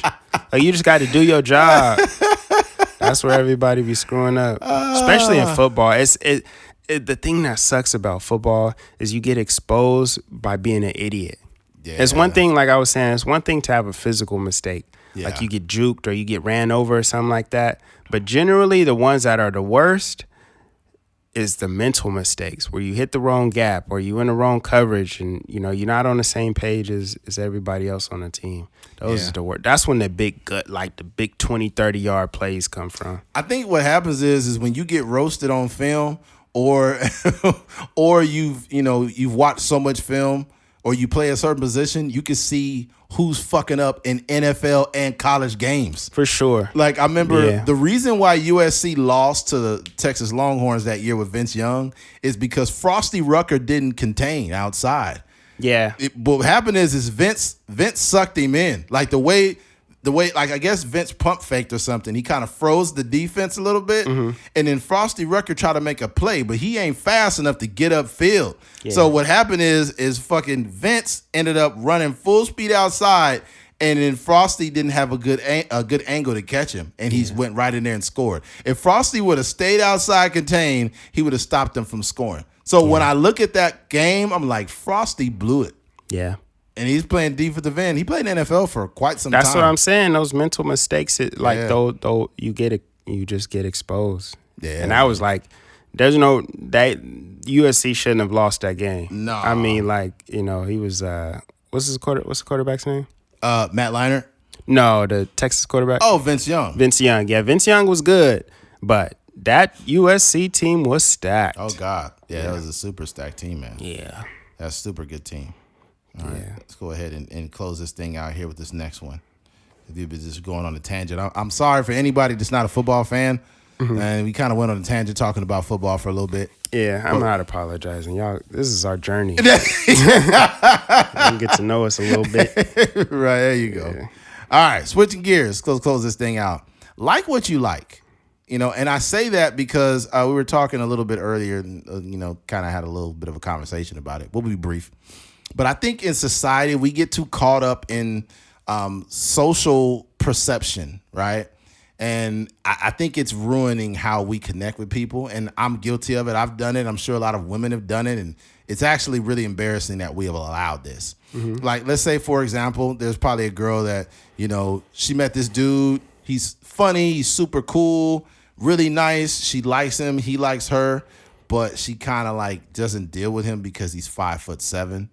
Right? So instead of dealing with the 5'7" guy, she met this other dude that's 6'2", handsome, has no personality, nothing. But because of social perception, she doesn't feel comfortable being with this smaller dude that doesn't make her look good on social media or to her social circle.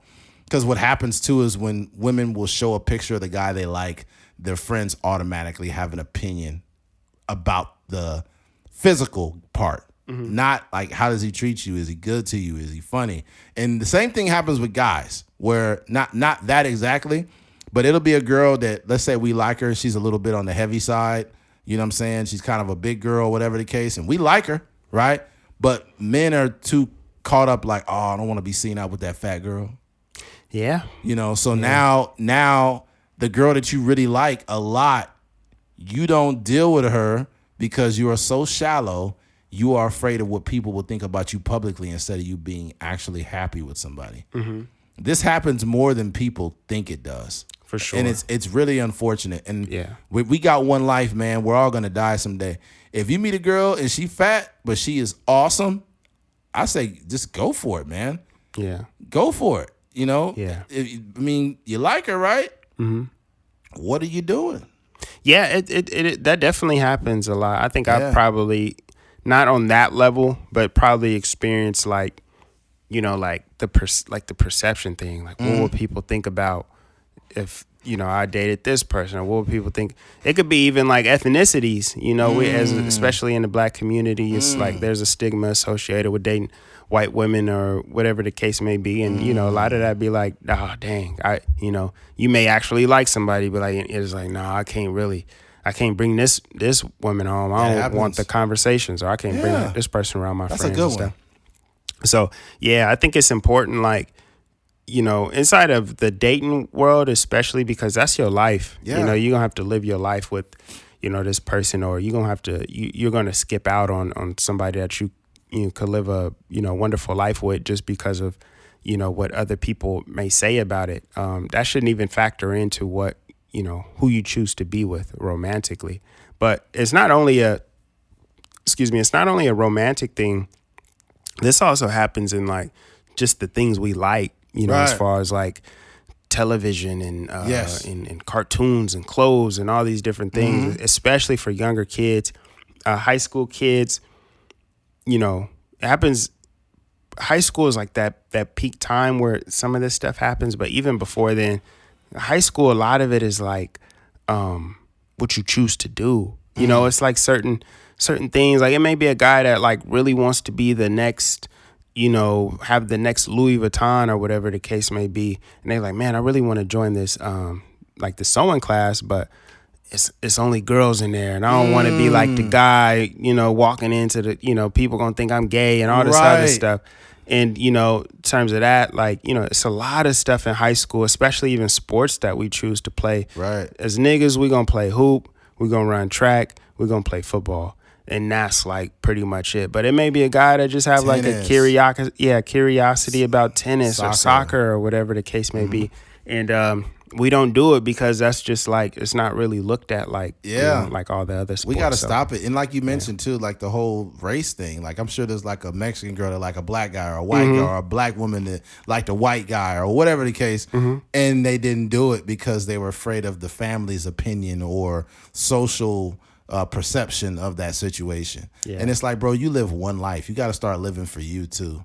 Because that's bad. Your brother, my best friend of over 20 plus years, Desmond was in the sewing class. He was the only guy in there. Yeah. And that's why, you know, I look at little things chess like club that. Too. Chess club too. Desmond was in chess club. He was in sewing class.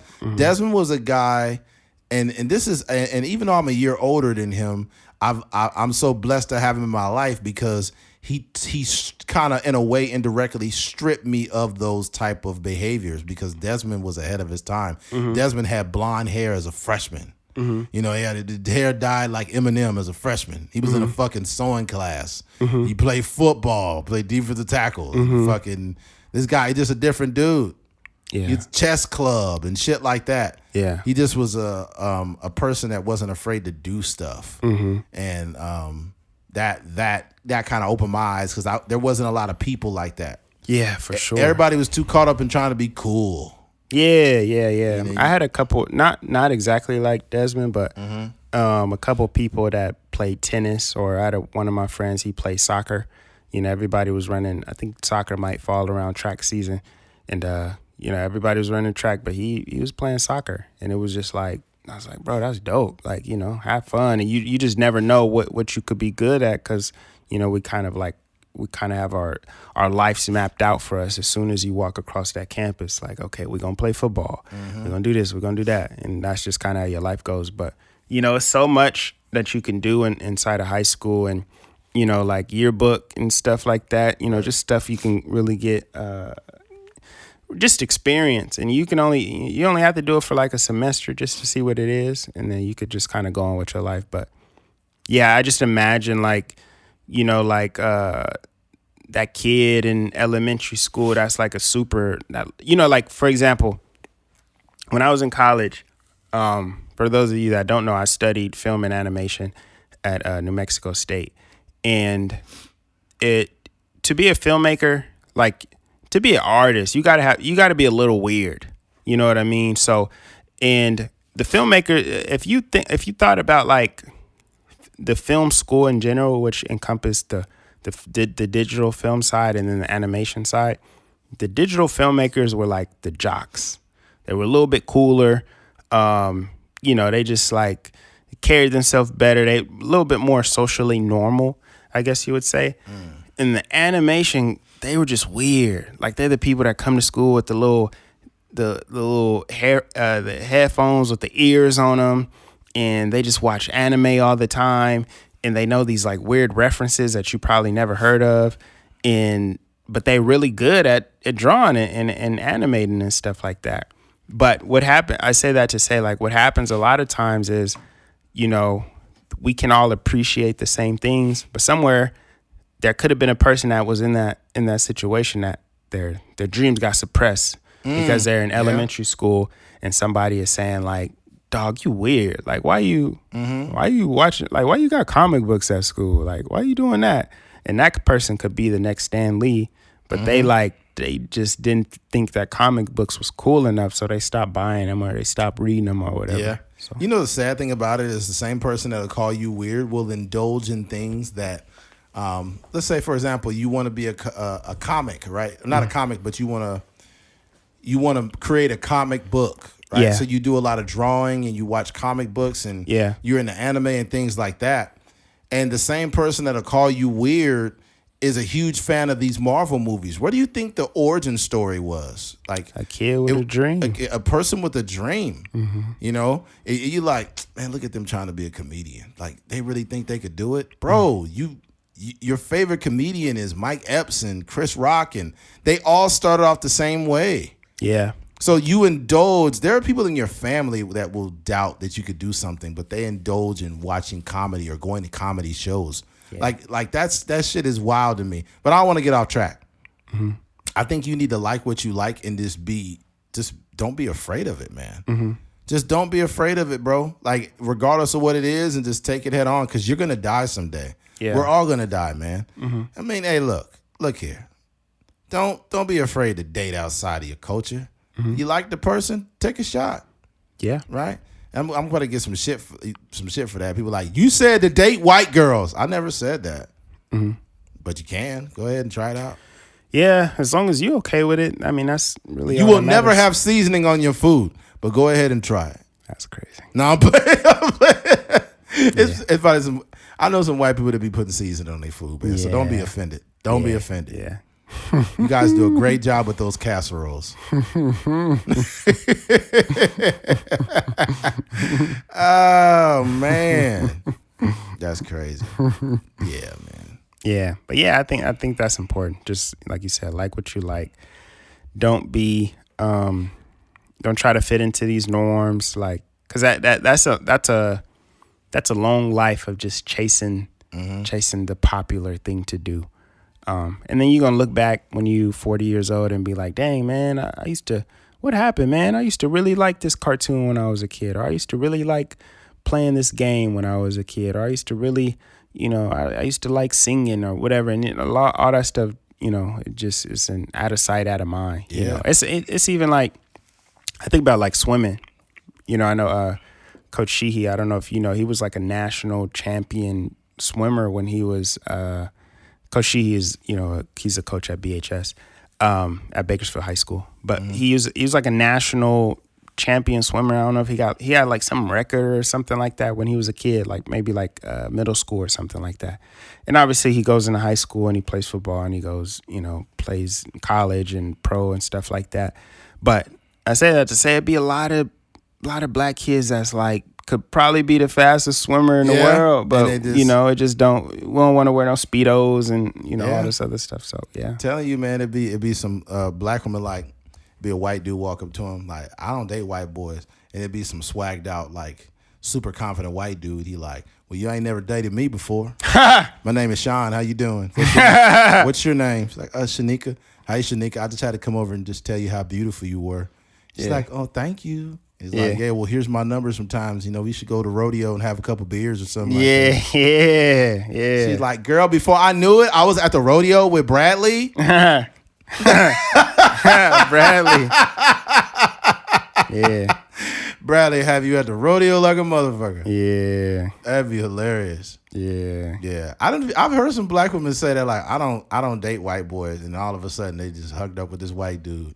Yeah. Like, oh, there it goes. Some white dudes just be swaggy. They just got the confidence. And a lot of time it don't even be like the black acting white dudes. It'd be like just the white dude that's comfortable with themselves. Yeah. Like they ain't even they just got the confidence. They'll pull up on you with some Wrangler jeans on, like, yeah, just came from a long day of welding at work. Yeah. And I seen you over here just looking like a beautiful queen. I had to tell you how you doing. Yeah. Wanted to meet your acquaintance. Just over there at the ranch and just taking care of things, but I took some time off just to come talk to you, beautiful.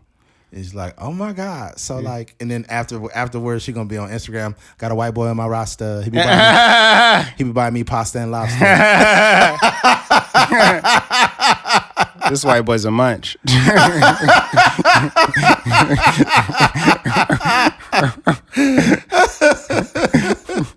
Oh man, that is crazy, man. Yeah. Sometimes I feel like this podcast is missing like a producer / like extra producer, like a Alex or a Taylor. Yeah, that'd be dope. Yeah, one day. Yeah, I know, right? That'd be dope. Taylor is actually more useful than they make it sometimes. She be putting. Yeah, they be talking. I mean, it's kind of it's like the butt of the joke. Their relationship, yeah. Yeah, on the pod. But they know how useful, or she puts that podcast together. Yeah, if we had Taylor for probably about 10 episodes, then we probably will see like how much value she brings to it. Yeah, have her as a third mic. Mm-hmm. Yeah. All right. Well, people don't know what we're talking about. We're referencing the Brilliant Idiots podcast. Oh, you're gonna go to the questions? We're gonna go to questions right now. Cool. All right. Well, we don't always ask, but that I'm gonna have to start changing that. I have to start making people a part of the conversation. Yeah, man, that's a good idea. Yeah, you guys asked a few questions, some really good ones. I'll go over them right now. I got them sent to the IG. Excuse me. Okay. Oh, I got another one. Okay. Oh, we just got one that popped up right now. Jeez. Okay. That's dope. It says, do you guys think overtime should be untaxed since we already pay our dues with 40? Fuck yeah. That'd be good. That's a good question. Yeah. They should not be taxing the fuck out of the overtime. Because you get into a new tax bracket and then you're just like, you have to work so much to make less. It's insane. Do you know that there's people, and this is going to go over some people's head. There are some people that make more, but they make less now. Does that make sense? Yeah.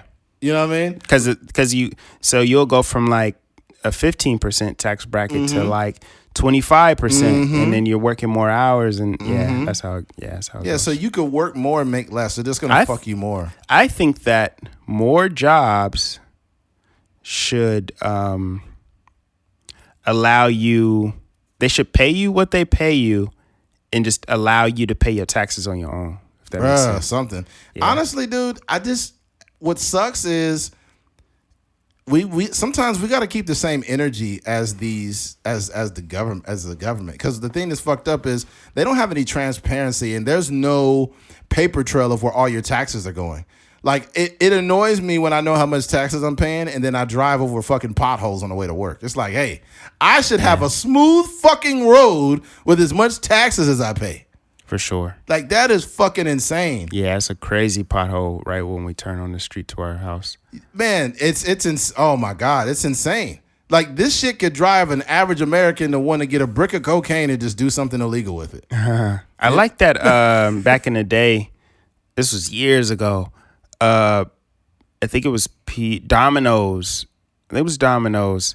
They were fixing potholes, and then they were putting their logo next that. to it. It was like a little advertising thing. I was like, that's pretty dope. That's a good like little marketing scheme. They probably fixed like 3 potholes and made a big deal out of it because they ain't finna spend no money to do the city's job. I mean, if you get sell some pizzas out of it, shoot, that's a good There was idea. a dude that he was like a local hero, and I seen it on TikTok. There was a dude, there was so many potholes in like his area that like late at night he would get like a van and he had this ready mix pothole filler, and he would like pour it in and he would like pound it into the ground, and he was fixing potholes everywhere. He was like a local hero. Dang, that's dope. I was like, damn. But the thing about it is like it's sad because the local government needs to fix that. They're not allocating the funds properly, and they're just taking so much money.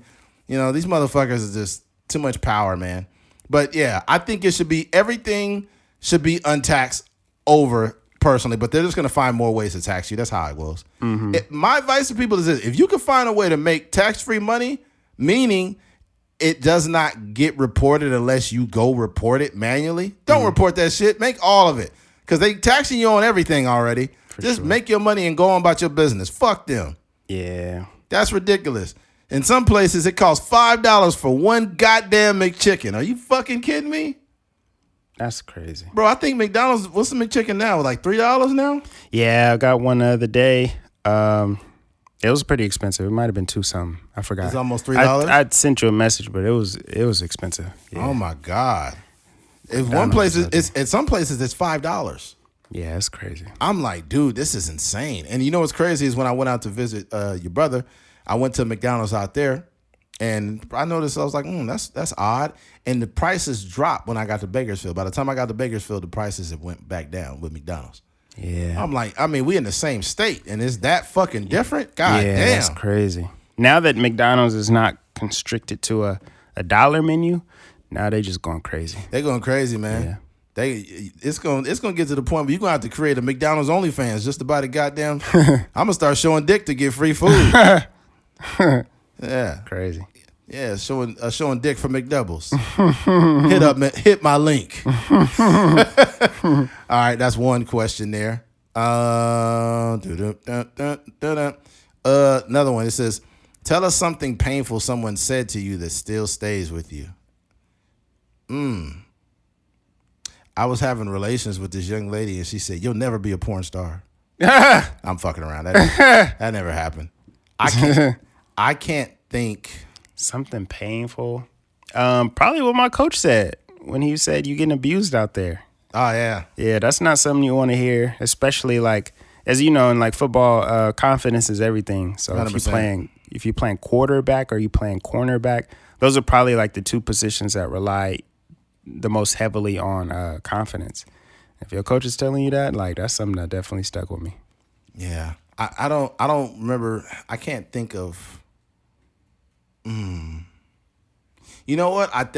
There is something painful that was told to me. I'll leave it nameless, but leave them nameless. But one of my aunts said this, and this is really disrespectful. I wasn't in a great time in my life, and I had a car at the time. I had a Chevy Malibu. It was a little older, and it wasn't terrible. It didn't have really bad leaks, but she came by one day.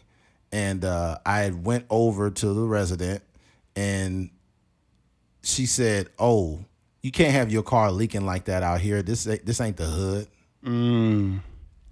How'd you feel? I just felt disrespected. Yeah. I felt disrespected because I felt like there was something deeper to that statement, like almost like you're talking to me like I'm some outsider. Yeah. And I thought about it. Like at that moment when she said that, I was just like, what? And then, like, as time progressed, it was like, is that what you think about me? Like, you think about me. That was a very reductive thing to say to me. And that was like Lord, that had to be in 2009. Yeah. When she said that. And it was extremely disrespectful. And one thing about me is I don't say things like that to people because I understand what they can do. And it may seem like something small, like, you know, but it wasn't even, it wasn't said in a joking manner. It's very derogative. Like, you can't have your car leaking out here. This ain't the hood. Almost as if, like, in the hood, cars is leaking oil and shit everywhere. Yeah. And since I'm some hood person, It's painting you as some ghetto. Yeah, and I'm like, that's fucked up. That's just a fucked up thing to say. Yeah. And I still remember it. So every now and then it pops up in my head. Yeah. I swear to God. Like every now and then it just pops up and I'm just like, God, that was terrible. Yeah. Like and I don't think family members realize that some of the things that they get away with, we let it slide because you family. Yeah. We let it slide because you family, but if you wasn't family, I probably would have told you to fuck yourself. Yeah. Because that's really disrespectful. Mm-hmm. But yeah, now that I think about it, it stays with me. It doesn't affect me, but it's a reminder for me to never replicate or reenact something like that. Mm-hmm. That was definitely not okay. But yeah, there's that. Yeah. Here's another one. What are each of you guys' top 5 podcasts, not including your own? That's a good question. Mm-hmm. All right, I got mine's. Mine's is the Brilliant Idiots podcast, which is a great podcast. Yeah. The Pivot, which is with Fred Taylor, Channing Crowder, and what's his name? Fred Taylor? No, I already said it. Fred Taylor, Channing Crowder, and Ryan Clark. Yeah. Yeah, that's a pretty decent podcast. Pretty decent. It's kind of vanilla, though. I like them, but it seems like every conversation is exactly the same. There's not like a real changing of energy there. This is like really vanilla questions, but I do like them, though. I will say that. Mm-hmm. Your Mom's House podcast with Tom Segura and Christina Pazitsky. They're both comedians. Yeah. Funny fucking podcast. Love them. Christina's really funny too. Mm-hmm. Danny Brown podcast, the rapper Danny Brown. It's pretty decent. Mm-hmm. He has some episodes that's kind of off, but for the most part, he's a pretty good podcaster. Pretty funny. Yeah. And then Theo Vaughn's podcast called This Past Weekend. Mm-hmm. That's a really good one. And another one. It's not. I didn't put it on the 5, but it's a really fucking good one. And it's a completely different genre. It's called Swindled. Oh, Swindled. Swindled podcast has a bunch of different events that have happened where people were embezzling money, stealing money, or there was like a company that was hiding chemicals somewhere. One of the craziest ones I heard on the Swindled podcast was called the Love Canal. Mm-hmm. And the Love Canal, basically, I think it was in New Jersey, and they built a bunch of houses on this land. Mm-hmm. But previously, there was a toxic waste company that used that land for many, many years to dump chemicals and all kinds of just really fucked up, harsh, non-environmental chemicals in this waste. It was like a waste yard. So they ended up selling that whole property for $1. Mm-hmm. Think about that.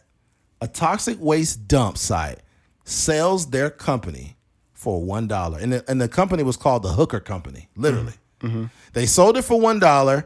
This freaking, I guess this developer or whatever it is, they bought it for $1 and then they just built on top of it. Mm-hmm. Right? So they built on top of this land that was fucking basically radioactive, mm-hmm. right?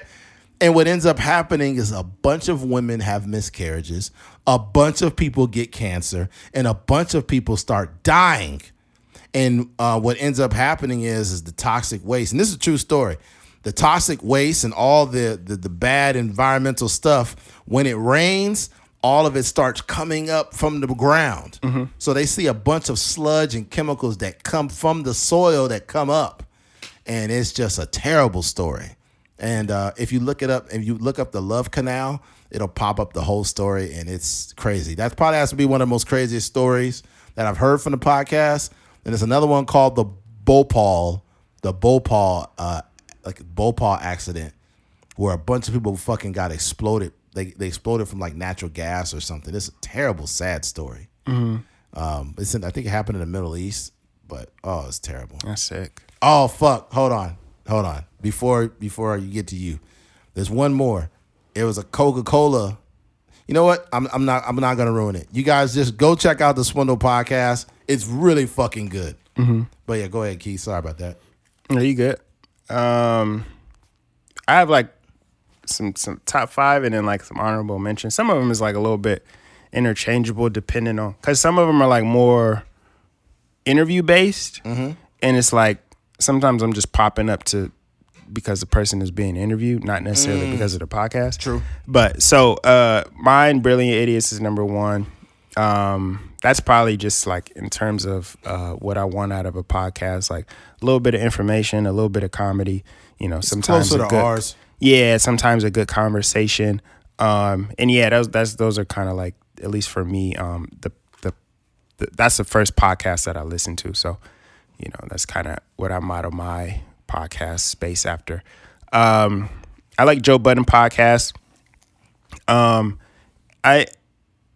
liked it before with Rory and Ball, and then it took me a minute to kind of like get comfortable with the new cast. But I think they have a good thing going over there. Yeah, they have some new co-hosts, and they got a female Melissa Ford on there now, and then they have like they just have like good conversations for the most part.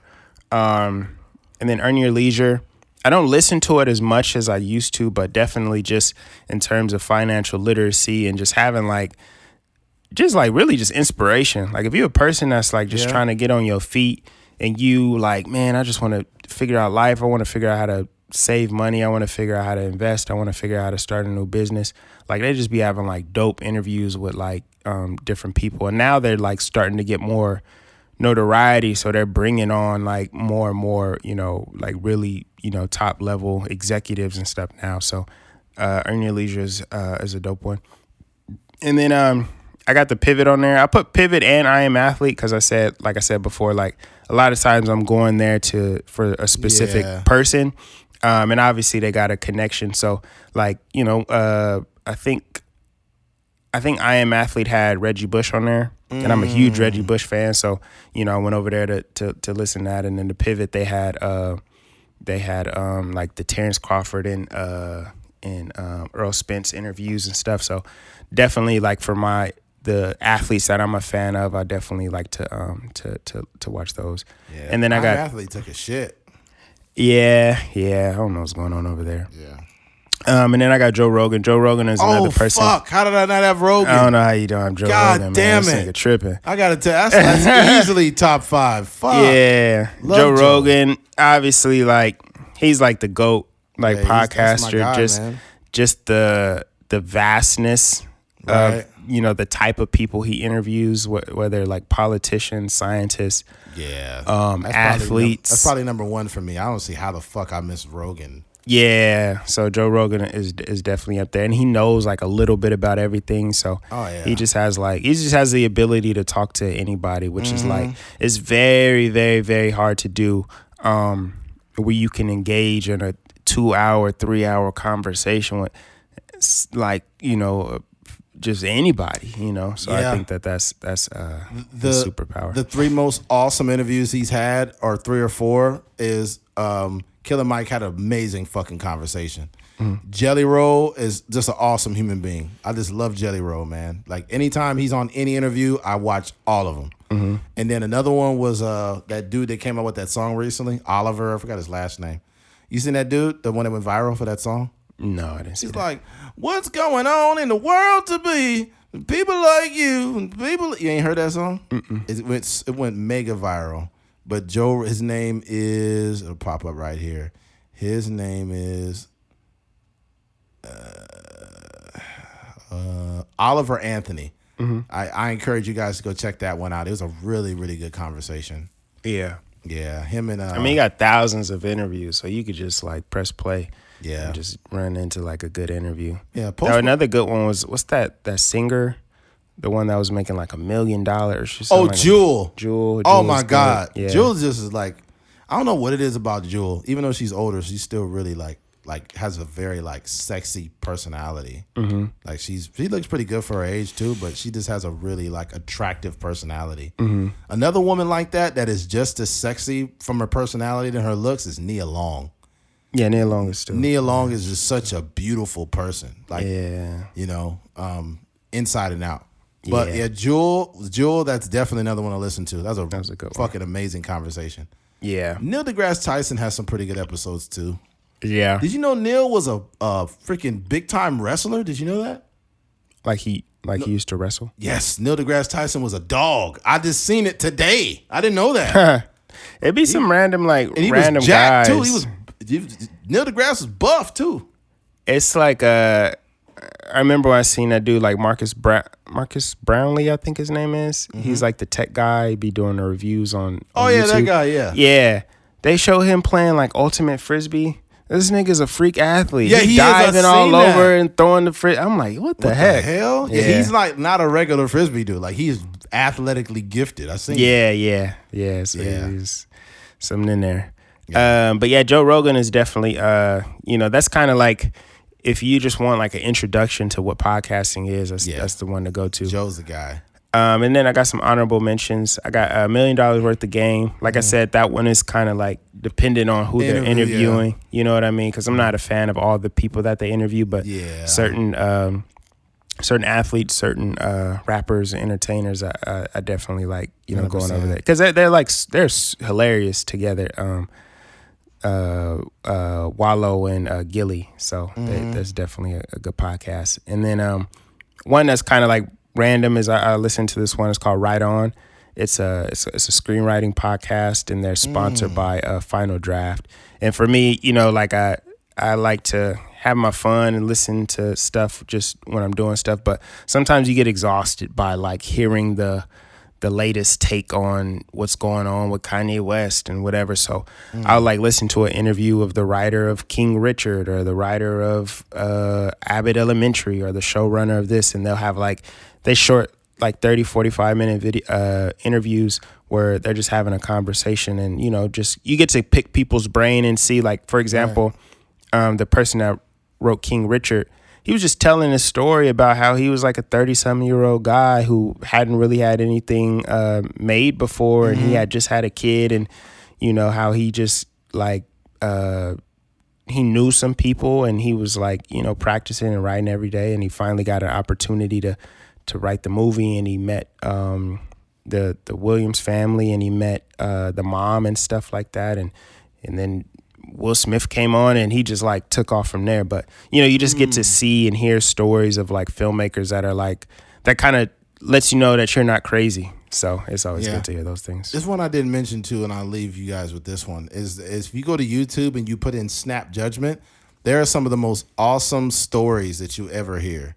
And I would consider this, I guess it's kind of a podcast, but yeah, it's some amazing stories on Snap Judgment, and they're probably about 10 years old or whatever. But it's there's one specifically that was a really captivating story of a guy that he knew his brother was different. His brother would hang out with a lot of girls and stuff like that, and he started to come to terms to that his brother was gay, right? And his father always told them, hey, be who you are. So he was able to at least open up and be gay at an early age. To make the long story short, as they got older, the brother was gay, got into drugs, into a rough life, and started, I guess, like prostituting and being like a trans woman. And as the guy's telling the story, he was like, my brother. And then I guess what ended up happening is somebody murdered his brother, who had transitioned into being a trans woman. And he ends it. And the way he ended it was really sad. He's like, I miss you. I love you, my sister. Right. But it's this long transition. It's a story in between of, this describing the relationship, until the time his sister was murdered. Yeah. So I think it's just a lot of stories like that. Was it like a transphobic thing or possibly?